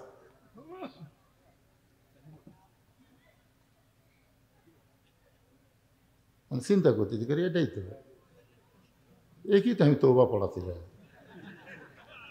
এটা কি তো আমি মুনাফিক করছি রে, একই তো ভণ্ড গোলাম রে। কে রে উমরক দেখ পেরে এসে এই জায়গাতেই কেরে, মনে মনে এই কথা চিন্তা করতেছে। রাখাল যেই মাত্র কইছে কত কামাদিস সালাহ, কত কামাদিস সালাহ, সঙ্গে সঙ্গে রাখাল আল্লাহু আকবার। মুয়াজ্জিন যেই মাত্র বলেছে কত কামাদিস সালাহ, কত কামাদিস সালাহ, সঙ্গে সঙ্গে রাখাল আল্লাহু আকবার। ওসমান গনি হাতটা ছাড়া দেয়, বলতেছে, ভাইজান ইমাম সাহেব যখন ভুল করে তখন মানুষ লোকমা দেয়, আল্লাহু আকবার বলে, এখন পর্যন্ত আকামতি শেষ হয় নাই আর তুমি আল্লাহু আকবার লোকমা দিলে। রাখাল বলতেছে, এই জন্যই তো তুই কানা, এই জন্যে কয়েক বছর সামনে কাতারে নামাজ পড়িস, এখন পর্যন্ত দেখবার পাস না। পাগল রে, আমি কি জন্যে লোকমা দিলাম তুই কি জানিস না? এমন সময় দ্বিতীয় কাতার থেকে একজন সাহাবী দৌড়ে এসে রাখালের হাতটা হ্যাঁচকা দিয়ে ধরে বলে, পাগল রে, তোর সামনে দেখার পরই আমার সন্দেহ হয়েছে, এতক্ষণ যে মানুষটা তোর হাত ধরেছিল বলতে পারিস এই মহামানবটাকে? যেই মানুষটাকে তুই কানা কানা বলে তিরস্কার করলি, এই মহামানবটাকে তুই কি বলতে পারিস? রাখাল বলতেছে, আমি বারান্দাত নামাজ পড়ি, আমি ভিতরের কাউকে চিনি না, আমি বারান্দাত নামাজ পড়ি, আমি ভিতরের কাউকে চিনি না। সাহাবী বলে, কান্দার বলে, ভাই রে, যাকে তুই কানা কানা বলে তিরস্কার করলি ও হলো আল্লাহ নবীর ডবল জামাই ওসমান গনি। রাখাল ছোট বাচ্চার মতন ছটফট করে। এই জন্যই বারান্দাত নামাজ পড়ি, এই জন্যই মসজিদের ভিতরে ঢোকার সাহস পাই না। মসজিদের ভিতরের সাহাবীদের আমি কেমনে চিনব? কিন্তু এই পথিক আমার সর্বনাশ করছে। আমার দিকে খেয়াল করে শোনেন, রাখাল এভাবে আঙ্গুল তুলে ওমর ফারুককে দেখায়, বলতেছে এই পথিক আমার সর্বনাশ করছে। ওই পথিক আমারে কইছে, সামনে কাতারে যদি নামাজ পড়ো তাহলে হযরত ওমরকে তুমি দেখতে পাওয়া। আমার সারা জীবনের সাধনা শুধু একটা বার হযরত ওমরকে দেখতে চাই। আজকে হযরত ওমরকে দেখতে এসে ওই মেহরাবের মধ্যে পথিককে যদি দেখবার পাই, তাহলে তোমরাই বলো লোকমা দেওয়া ছাড়া তো আমার উপায় নাই। আমি আল্লাহু আকবার লোকমা দিয়া ওই পথিককে মেহরাব থেকে সরাবো। ওই জায়গায় হযরত উমরকে আমি এক নজর দেখতে চাই। হাজার হাজার সাহাবীরা কান্দে। সমস্ত সাহাবীরা যখন কান্দে, রাখাল চিল্লা বলে বারান্দায় নামাজ পড়া ভালো, ভিতরে কেন কান্দা কান্দি শুরু হয়ে গেল? ওসমান গনি বলে, রাখাল ভাই, ভিতরে কান্দার কারণ হলো তুমি যারে পথিক পথিক বলতেছো তিনি হলেন হযরত ওমর। গাছের গোড়া কাটলে গাছটা যেমন ঠাস করে পড়ে যায়, রাখাল তেমনি পড়ে কাটা মুরগির মতন ছটফট করে আর পাগলের মতন বলে, আমির আল মুমিনিন, আমি আপনাকে তওবা পড়াইছি, আমি আপনাকে মুনাফিক কইছি, আমি আপনাকে ভণ্ড কইছি, এত কথা বলেছি গো আমির আদম রাখালকে, আপনি কিছুই বলেননি। সাথে সাথে হাজার হাজার সাহাবী, এই কে রে, এই মেহরাবের মধ্যে কে রে, কারে তওবা পড়াইছে, কারে মুনাফিক কইছে, কারে ভণ্ড কইছে? যে ওমর রাস্তাতে গেলে শয়তান 40 দিন যায় না, আর তার সামনে কি বকওয়াস করতেছে? কারে তওবা পড়াছে, কারে মুনাফিক কইছে, কারে ভণ্ড কইছে? সমস্ত সাহাবী যখন চিল্লা চিল্লি, এমন সময় ওমর ফারুক বললেন, আতিউল্লাহ ওয়া আতিউর রাসূল ওয়া উলিল আমরি মিনকুম। এই লোকটা আমাকে তওবা পড়াইছে, আমাকে মুনাফিক বলেছে, আমাকে ভণ্ড বলেছে, তোমরা কি আর বিচার চাও? সমস্ত সাহাবী দুই হাত তুলে বলতেছে, অবশ্যই বিচার চাই। আপনি হলেন আমাদের আমির, আর আপনার তওবা পড়াবি, আপনার মুনাফিক, আপনার ভণ্ড, এত বড় কথা তাও মসজিদের মেহরাবের মধ্যে বলবে? অবশ্যই বিচার চাই। ওমর ফারুক বললেন, আজকে বিচার মানুষের আইন দিয়ে হবে না, আজকে বিচার হবে আল্লাহর আইন দিয়ে। সমস্ত সাহাবীরা আল্লাহর কোরআনের বিচার দেখবে। ওমর ফারুক বললেন, এই মুহূর্তে যদি আমি বিচার শুরু করি তাহলে ফজরের নামাজ আমাদের সময় চলে যাবে, এই জন্য আগে আমরা নামাজ পড়ব, তারপরে এর বিচার আমরা আল্লাহর কোরআন দিয়ে করব। কোরআন দিয়ে কারা কারা আল্লাহর বিচার দেখবেন? সমস্ত সাহাবীরা বললেন, আমরা দেখতে চাই। আমার সামনে যারা বসে আছেন আপনারা কি দেখবেন ভাই? এতদিন তো বহু অবিচার দেখলেন, আজকে একটা বিচার দেখেন, আল্লাহর কোরআনের বিচার কেমন। কারা কারা দেখবেন? দুই হাত তুলে আমার আল্লাহকে একটু দেখান। এ কে হাত তোলেনি দেখেন তো, কে হাত তোলেনি? লিল্লাহে তাকবীর, হাত নামান। মাশাআল্লাহ, আজকে আল্লাহর কোরআনের বিচার কেমন হয় নিজের চোখে আমরা দেখে এখান থেকে বাড়ি যাবো ইনশাআল্লাহ। আমার কলজা ভরে গেছে। এটি এখন এইভাবে পানি পড়লো কিভাবে? হায় হায় রে, খালি চট চট করে আইছে রে, না থাকার সরার দরকার নেই।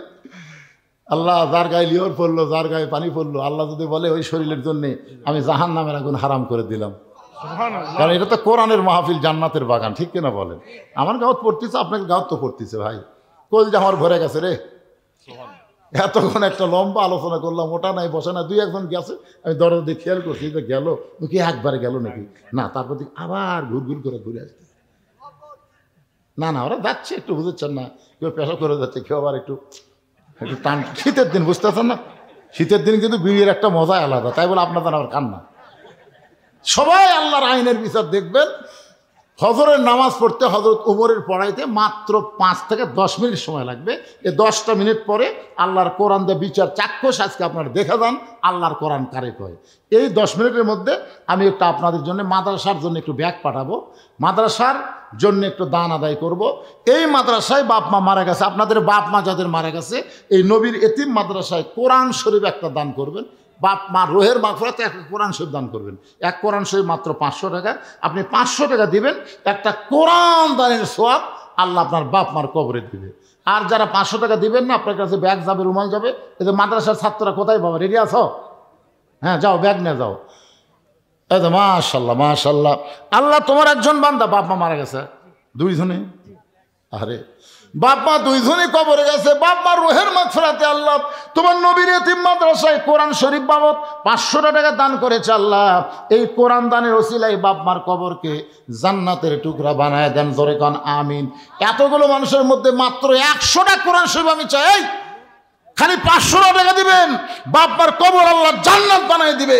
পৃথিবীর শ্রেষ্ঠ দান নবীর মাদ্রাসায় একটা কোরআন। কত আছে? মাশাআল্লাহ। আল্লাহ তোমার আরেকজন বান্দা কোরআন শরীফ বাবদ 500 টাকা দান করেছে আল্লাহ। আল্লাহ কোরআন সবচাইতে বড় দান, আল্লাহ কবুল করে নেন। বাপ মা যদি কবরে যায় এই দানের উসিলায় কবরকে জান্নাতের টুকরা বানান। আর একটা কোরআন শরীফ বাবদ 500 টাকা পাওয়া গেছে, আল্লাহ কবুল করেন। পিতামাতা যেন সুস্থ থাকে, সুস্থতার জন্য 200 টাকা দান করছে, আল্লাহ দানকে কবুল করেন। কত আছে? মডার্ন ক্লিনিক এবং ডায়াগনস্টিক সেন্টার কোন জায়গাতে? শেরপুর, ওই বৌড়া শেরপুর। আচ্ছা রে বাবা, এটি কি আছে আপনার? ডাঁটের জামাই রে। 20টা কোরআন শরীফ বাবদ 10,000 টাকা ধরে বলেন মারহাবা। আল্লাহ তার ব্যবসার মধ্যে বরকত দিও। আপনজন যারা কবরে গেছে আল্লাহ তাদের কবরকে জান্নাতের টুকরা বানাও, জোরে বলেন আমিন। কোরআন শরীফের বিচার দেখবার চাই কেউ যদি উঠে যায় আল্লাহ ওই যেন প্যারালাইসিস হয়ে মরে আল্লাহ। এখনই হাত তুলেছে, না দেখে চলে যাবেন, 2টা পাও প্যারালাইসিস হবে, কাইন্দা মরবেন, আর হাঁটতে পারবেন না। ভাই দিচ্ছি আদায় 10 মিনিট ধরে কর্ম, তো অসুবিধা কি? ও তবারক আছে। হায় হায় হায় হায় রে, আপনাদের জন্য আবার তবারক আছে, মাথায় নষ্ট। এত লোক তবারক দিবেন ইনশাল্লাহ। সবার জন্য তবারক মানে বিরিয়ানি আছে, বিরিয়ানি লিচ্ছি বাবা। মেয়ে মারা গেছে, মেয়ের জন্য 2টা কোরআন শরীফ বাবদ 1000 টাকা দান করেছে, আল্লাহ কবুল করেন। জি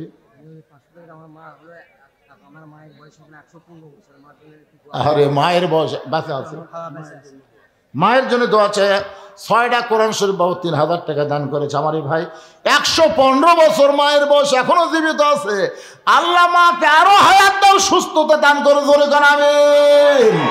মায়ের মতো আপন কেহ নাই রে দুনিয়ায়, মা জননী নাই রে যাহার, মা জননী নাই রে যাহার, এই দুনিয়ায় তাহার কেহ নাই। মায়ের মতো আপন কেহ নাই রে দুনিয়ায়। কে বাবা বাচ্চারা ব্যাগ লেতে ঘুরতেছে রে, আমার মা বোনদের মধ্যে যাবা, মা বোনেরা অনেক টাকা দান করবে। তার জন্যে বাপ মার জন্যে, বাপ মার জন্য 2000 টাকা, মানে 4টা কোরআন শরীফ বাবদ করছে দান। আল্লাহ দানকে কবুল করে নিয়ে। বাপ মা 2 দিনে মারা গেছে, এই বয়সে বাপ মা হারাতে। আরে 4 বছর হলো বাপ মা 2 দিন। আমার মা মারা গেছে গত বছর 23 সালের 25 ডিসেম্বর। আজকে তো এই সাল শেষ, আজকে 24 সালও শেষ হয়ে গেল, 1 বছর হয়ে গেল। আর 18 সালে আমার মা মারা গেছে। আমার ভাইজান বাপ মার জন্য 4টা কোরআন শরীফ বাবদ 2000 টাকা দান করেছে। আল্লাহ আপনার বাপ মা বেঁচে আছে? আল্লাহর রাস্তে দান। বাপ মা বেঁচে আছে? মারা গেছে। বাপ মার রুহের মাগফিরাতে আল্লাহ বাপ মার কবরকে জান্নাতের টুকরা বানায় দেন। কোরআন শরীফ বাবদ 500 টাকা দান করেছে, আল্লাহ কবুল করেন। আল্লাহুম্মা আমিন। যার পকেটে টাকা আছে বুঝলেন, তার কাছে আমার দাবি আছে। টাকা না থাকলে দাবি নেই। একটা কোরআন শরীফ দান করে পারলেন না আপনি? একটা কোরআন শরীফ এই নবীর এতিম মাদ্রাসায়, আহা কত বাচ্চারা কোরআন পড়ে, তাদের হাতে একটা কোরআন শরীফ দিবেন। কোরআন না দিন 500 টাকা দিলেই তো একটা কোরআন দানের সব হয়ে গেল। আজকের মাহফিলের সম্মানিত সভাপতি সাহেব বাপ মার রুহের মাগফিরাতে 2টা কোরআন শরীফ বাবদ 1000 টাকা দান করেছে। আল্লাহ বাপ মার কবরকে জান্নাতের টুকরা বানায় দেন, জোরে বলি আল্লাহুম্মা আমিন। আচ্ছা আপনারা যে আলু লাগান না, আলু এটা কি বাকি নেন না আপনারা? মাদ্রাসার হুজুর কুটিরা বাকি নেন না? বাকি আলু ধান এগুলা বাকি আদায় হয়?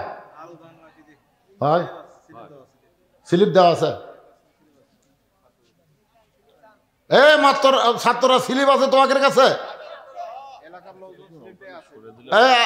আলু যারা দিবেন লিখে দেন, আলু ধান এগুলো লিখে দেন। আল্লাহ বরকত দিবে রে, ঘুগরি ধরবি না। মনে করতেছেন আলু সেই গাছ আছে, সমানে ওষুধ মারতেছেন, তুলবার দেখেন সব খালি দাগড়া বেশ খেলে ওই আলু কেলে তেল আলু দানো হয়। আর সদকা তো তারুদ্দুল বালা, দান সদকা করলে আল্লাহ বালা মুসিবতকে দূর করে দেয়। যত লম্বা হিসাব শুনলাম মনে করছিলাম মাদ্রাসার মনে হয় আয় আছে, পরে দেখা গেল লস। এত টাকা, আহা, অনেক টাকার পরেও মাদ্রাসার লস থাকলো, লসটা আপনার পুষায় দেন। এতে প্রায় অনেক লোকের যেন একটা হালখাতার ব্যবস্থা করছেন, কিছু আদায় হচ্ছে, ওদের খিলালেন আদায় হতে কিছু হচ্ছে।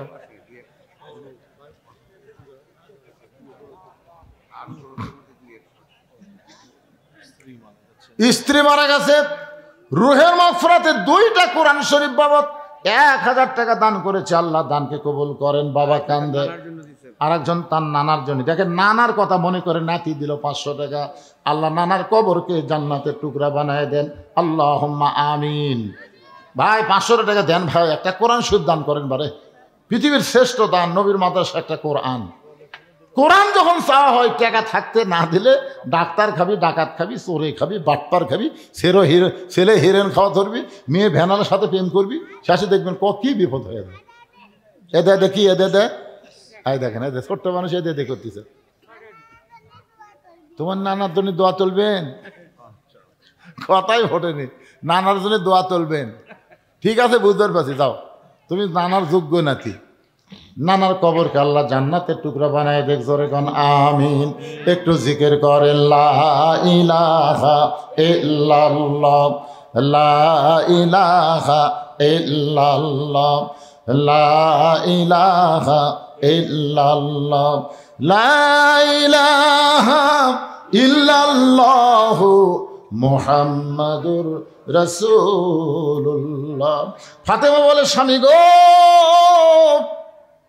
এমন করে আপনি কাঁদবেন না, এই দুনিয়া থাকার জায়গা না, আসলে যাইতে হবে। যত বড় রাজা হও, বাদশাহ হও, যত বড় বিল্ডিং বাড়ি তৈরি করো, থাকতে পারবা না, রিটার্ন টিকিট আসলে যাইতে হবে। ধরে কোন কথা ঠিক কিনা? কতজনকে কত কি দিলাম, যাবার কালে একজন আরো দেখা না পাইলাম। ও আমার সাদের মালা যায় রে ছিঁড়ে, রইব না আর বেশি দিন তোদের মাজারে। ডাক দিয়াছেন, ডাক দিয়াছেন আল্লাহ আমারে, কোন দয়াল বাদ দেন, ডাক দিয়াছেন আল্লাহ আমারে, রইব না আর বেশি দিন তোদের মাজারে। চলতে পথে 2 দিন থামিলাম, কয়দিন মনে করতেছেন, হায় হায় আচ্ছা আর যাবো না রে, বসছি আর নামবো না রে, কি মশান দিয়ে আচ্ছা আর যাবো না। কি কন যাবেন না? এ কথা কন যাবেন না? আল্লাহ বলেছেন যাও, তোমাদের যাওয়াতে কোনো চিন্তা নাই। ওয়ালা তামুতুন্না ইল্লা ওয়া আনতুম মুসলিমুন। মুসলমান হয়ে যদি যাবার পারো, দুনিয়ার মানুষ তোমাকে কবরে দিতে দেরি হবে, কিন্তু তোমাকে জান্নাতে নিতে আমার কোনো দেরি হবে না। মৃত্যু নামক যানবাহনের পিঠে চড়ে কবর নামক জান্নাতের দরজা দিয়া প্রত্যেকটা মুসলমান জান্নাতে চলে যাবে। ওগো স্বামী, আমি ফাতেমা দুনিয়া থেকে বিদায় নেওয়ার পরে আমার 3টা চাওয়া পুরা করবেন। ও মায়েরা, যারা পর্দার অন্তরালে মনোযোগ দিয়ে শোনেন, 1 নম্বর চাওয়া হলো রাতের অন্ধকারে আমাকে দাফন করবেন। দিনের বেলা যদি কবর দেন, তাহলে দুনিয়ার মানুষ আমার কবরের খবর জানবে। ফাতেমার কবর লম্বা কতটুকু, তাহলে ফাতেমা এতটুকু লম্বা ছিল। আমার কবরটা আপনি গোপনে দেবেন, দুনিয়ার কোনো মানুষ যেন জানতে না পারে। আমার 2 নম্বর চাওয়া হলো আমার কোনো জানাজার ব্যবস্থা আপনি করবেন না, আমার কোনো জানাজার ব্যবস্থা করবেন না। 3 নম্বর চাওয়া হলো আমার লাশটা খাটনি দিয়ে তুলবেন না, কারণ 4 জন পুরুষ মানুষ খাটনি কান্দে নেবে। আমি হিসাব করে দেখলাম এমন পুরুষ দুনিয়াতে নাই। ফাতেমার ওজন দুনিয়ার পুরুষ বুঝবে কেন? আমার বাবা যদি দুনিয়াতে থাকতো, মরা মেয়ের লাশের খাটনি বাবা কান্দে নিবার পারতো। আমার হাসান হোসেন যদি বড় হইতো, মায়ের লাশের খাটনি কান্দে নিবার পারতো। 6 মাস আগে আমার বাবা দুনিয়া থেকে বিদায় নিছে। আমার হাসান হোসেন এত ছোট, আপনি শুধু কান্দে করে জান্নাতুল বাকির পূর্ব কোণায় সবুজ রঙের একটা বাতি জ্বলবে, ওই বাতি বরাবর আমাকে দাফন করবেন। হযরত আলী ফাতেমা ফাতেমাকে দাফন করার পর আল্লাহর কাছে কান্দের বলে, আল্লাহ আমার ফাতেমাকে কবুল করে নাও, পর্দানিশি ফাতেমাকে আল্লাহ তুমি কবুল করে নাও। এই দোয়া করতে দেরি, তাকায় দেখে সামনে কয়েকটা পুরাতন কবর দেখা যায়। এইমাত্র ফাতেমার কবর, সেই নতুন কবর আর আলী খুঁজে পায় না। গোটা জান্নাতুল বাকি দৌড়ে বলে ফাতেমার কবর, ফাতেমার কবর। কে জানো বলে, আলী রে। ফাতেমা পর্দানিশি, আমি আল্লাহ জহুরা ডিগ্রি দিয়া ফাতেমার কবরটাকে কিয়ামত পর্যন্ত পর্দা করে দিয়েছি। আমার মায়েরা যারা পর্দার অন্তর আছেন, মা আপনাদের 1 নম্বর নেক আমল হলো পর্দা। এই পর্দার মধ্যে থাকবেন। আমল যদি কম হয়, পর্দার মধ্যে থাকার কারণে আল্লাহ ফাতেমার সঙ্গে আপনাদের জান্নাত দিয়া দিবে। ফজরের নামাজ শেষ হয়ে গেছে, সমস্ত সাহাবীরা আল্লাহর কোরআনের বিচার দেখবে। ইন্নাল্লাহা ইয়ামুরুকুম আন তুআদ্দুল আমানাতি ইলা আহলিহা ওয়া ইযা হাকামতুম বাইনান নাস আন তাহকুমু বিল আদল। সুবহানাল্লাহ বলেন। কার বিচার? আল্লাহর কোরআনের বিচার। আর আমাদের বাংলাদেশের বিচারের খবর জানেন? 6 বছর আম বাগানে চাষ করছে, জ্যৈষ্ঠ মাসে দেখতে গেছে আম পাকছে কিনা। যা দেখে গাছের ডালে বসে ছোট্ট বাচ্চা আম পাড়তিছে আর ব্যাগের মধ্যে তুলতেছে। বাগানের মালিক কয়, আমি খাইনি, আমার পরিবারে কেউ খায়নি, তুই আমার কাছে আম পাড়তেছিস, তোর বাপক যা বিচার দেবো রে, তোর বাপক বিচার দেবো। ছেলে খালি মুচকে মুচকে হাসে। বাগানের মালিক বলে, হাসিস কেন? বলে, আমার বাপক কোথায় খুঁজবার যাবেন, আমার বাবাও আর এক গাছে চড়ছে। বাগানের মালিক তাকে দেখে, ওর বাপ খালি আম পাড়ে আর বস্তা ভরায়, গাছের নিচে বসে কান্দের বলে, আল্লাহ বিচার দিব কার কাছে? বেটাও চোর, বাপও চোর। আপনাকে এলাকার যে চেয়ারম্যান ছিল শালা শয়তান, সব মেরে খাচ্ছে। জোরে কোন কথা ঠিক কিনা? ওর মার্কার যারা ভোট দিয়েছেন ভাই, ওই মেরে খায় তাও পুলে গেছে, কিন্তু আপনারা পলাবার পারতেছেন না। হাসরের ময়দানে দেখবেন আপনি একটা ভালো মানুষ, 5 ওয়াক্ত নামাজ পড়েন, কিন্তু ওর মার্কাত ভোট দেওয়ার কারণে আপনার আমল নামাত গম চোর, সিমের চোর, রড চোর, প্রকল্প চোর, সাদা। আপনি কবেন, আল্লাহ আমি তো এগুলো জীবনে করিনি, তুই ভোট দিছো কাক? চোর ওই একলাই ভোট পায়, চেয়ারম্যান হয়ে চুরি করছে, তুই মাপ পাবো। এই জন্য জাগা মতো সিল মারবো। তোর এখন কথা ঠিক না? কারণ মাদ্রাসার জন্য জায়গা নির্ধারণ করে গাছ কাটা হয়েছে, সেই গাছ নিয়ে গেছে। হাই হাই, আর বুঝবি ঠেলা বাবা, আসবি না কোনোদিন। শাহরাজ নামে একজন কোরআন শরীফ দিচ্ছে ডাইরেক্ট। কে? একজন ডাইরেক্ট কোরআন শরীফ। আচ্ছা, ডাইরেক্ট একজন কোরআন শরীফ দিচ্ছে। আল্লাহ যে নিয়তে দিচ্ছে আল্লাহ কবুল করুক। জোরে কোন আমিন। আমি তো আয়াতে কারিমা তেলাওয়াত করলেন, বুঝবার পারছেন? আর একবার পড়ি, ইন্নাল্লাহা ইয়ামুরুকুম আন তুআদ্দুল আমানাতি ইলা আহলিহা ওয়া ইযা হাকামতুম বাইনান নাস আন তাহকুমু বিল আদল। মনে করেন নাঙ্গল দিয়ে চাষ করে ধান আবাদ করছে, ধান আবাদ করে এখন নৌকাত করে ধান নিয়ে যাচ্ছে, ওই পারে যায় ধানগুলা মাপে বেচা লাগবে। এখন আপনারা বলেন তো কি লাগবে? রে খালি পল্লা কোন জায়গাত আছে রে? পল্লার সাথে একটা ডাঁড়ি নাই, দাঁড়ি পল্লা বলতে আপনার কোন জায়গাত লাগে? আরো জোরে, জোরসে বলুন, জোর হলো না, আরো জোরে।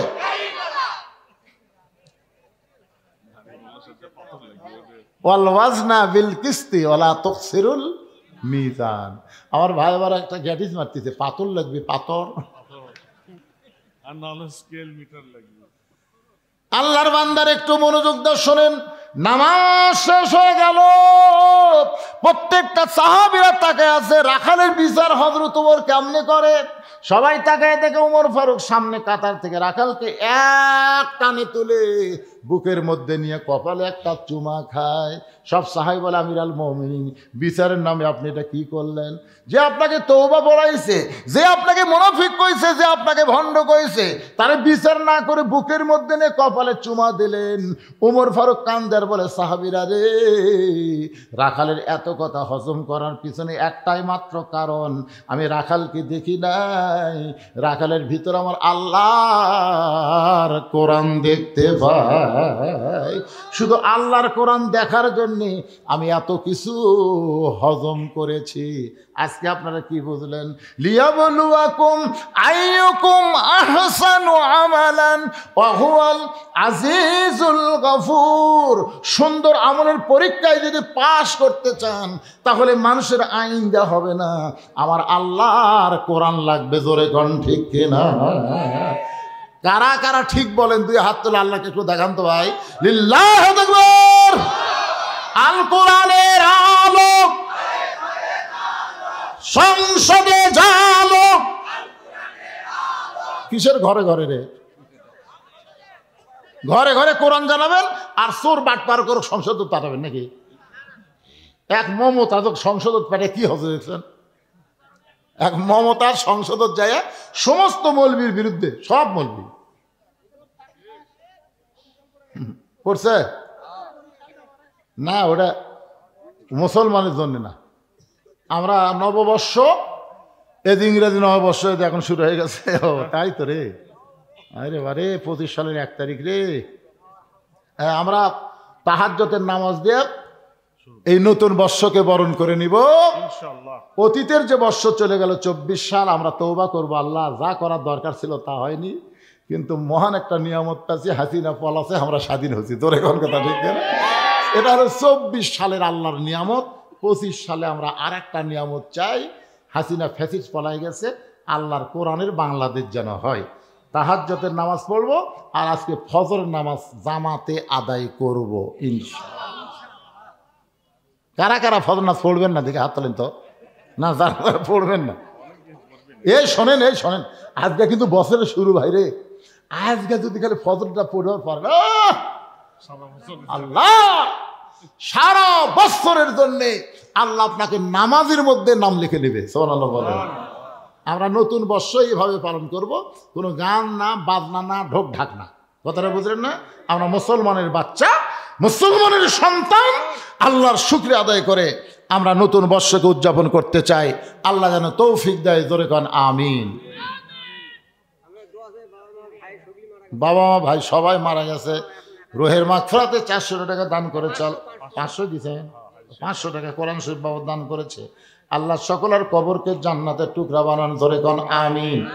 ইস্তেগফার পড়েন, মোনাজাতের পরে আপনাদের জন্য কিন্তু তবারক আছে, বুঝলেন? খালি খালি দান যায় না, তবারকের ব্যবস্থা আছে। আস্তাগফিরুল্লাহ রব্বি মিন কুল্লি জামবি ওয়া তুবু ইলাইহি। আস্তাগফিরুল্লাহ রব্বি মিন কুল্লি জামবি ওয়া তুবু ইলাইহি। আস্তাগফিরুল্লাহ রব্বি মিন কুল্লি জামবি ওয়া তুবু ইলাইহি। লা হাওলা ওয়ালা কুওয়াতা ইল্লা বিল্লাহিল আলিয়্যিল আযীম। আপনারা কি কিছু বলবেন? দোয়া করে দেব। আল্লাহুম্মা আমিন।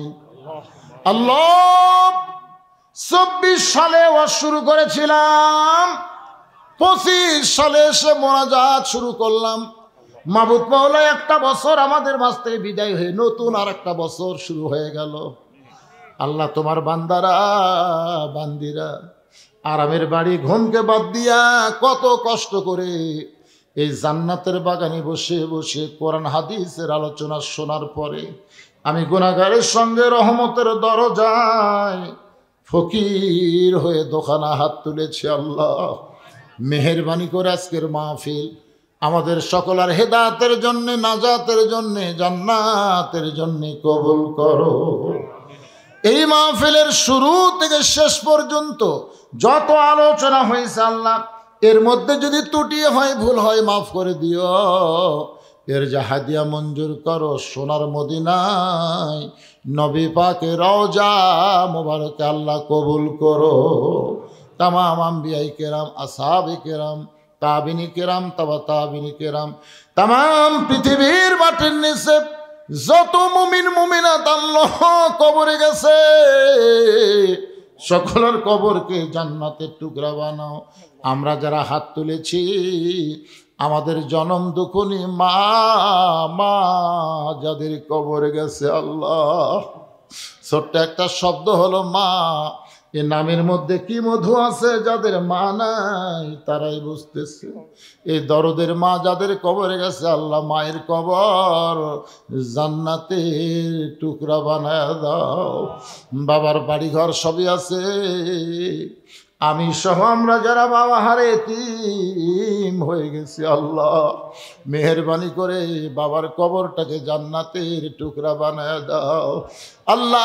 আমাদের দাদা দাদি নানা নানি আত্মীয় স্বজন শ্বশুর শাশুড়ি যাদের কবরে গেছে আল্লাহ কবরবাসীদের মাফ করে দাও আল্লাহ।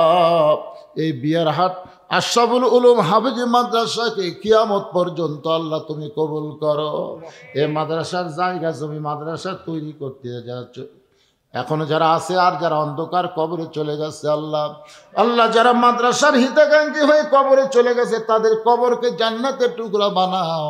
এখনো যারা জীবিত আছে মাদ্রাসা উসিলায় তাদেরকে পুরাপুরি নবীর উম্মত হিসাবে কবুল করে নাও আল্লাহ। মাদ্রাসার ম্যানেজিং কমিটির সভাপতি মাদ্রাসার সহসভাপতি মাদ্রাসার সেক্রেটারি মাদ্রাসার ক্যাশিয়ার মাদ্রাসার সদস্য মাদ্রাসার মোহতামি মাদ্রাসার তালবে ইলম মাদ্রাসার ওস্তাদ যার মাথায় পাগড়ি দেওয়া হলো আল্লাহ সকলকে তুমি কবুল করো আল্লাহ। এই মাদ্রাসাকে মহব্বত করে নগদে বাকিতে যারা দান করেছে আল্লাহ সব দানগুলোকে জান্নাতের বিনিময় হিসাবে কবুল করে নাও আল্লাহ।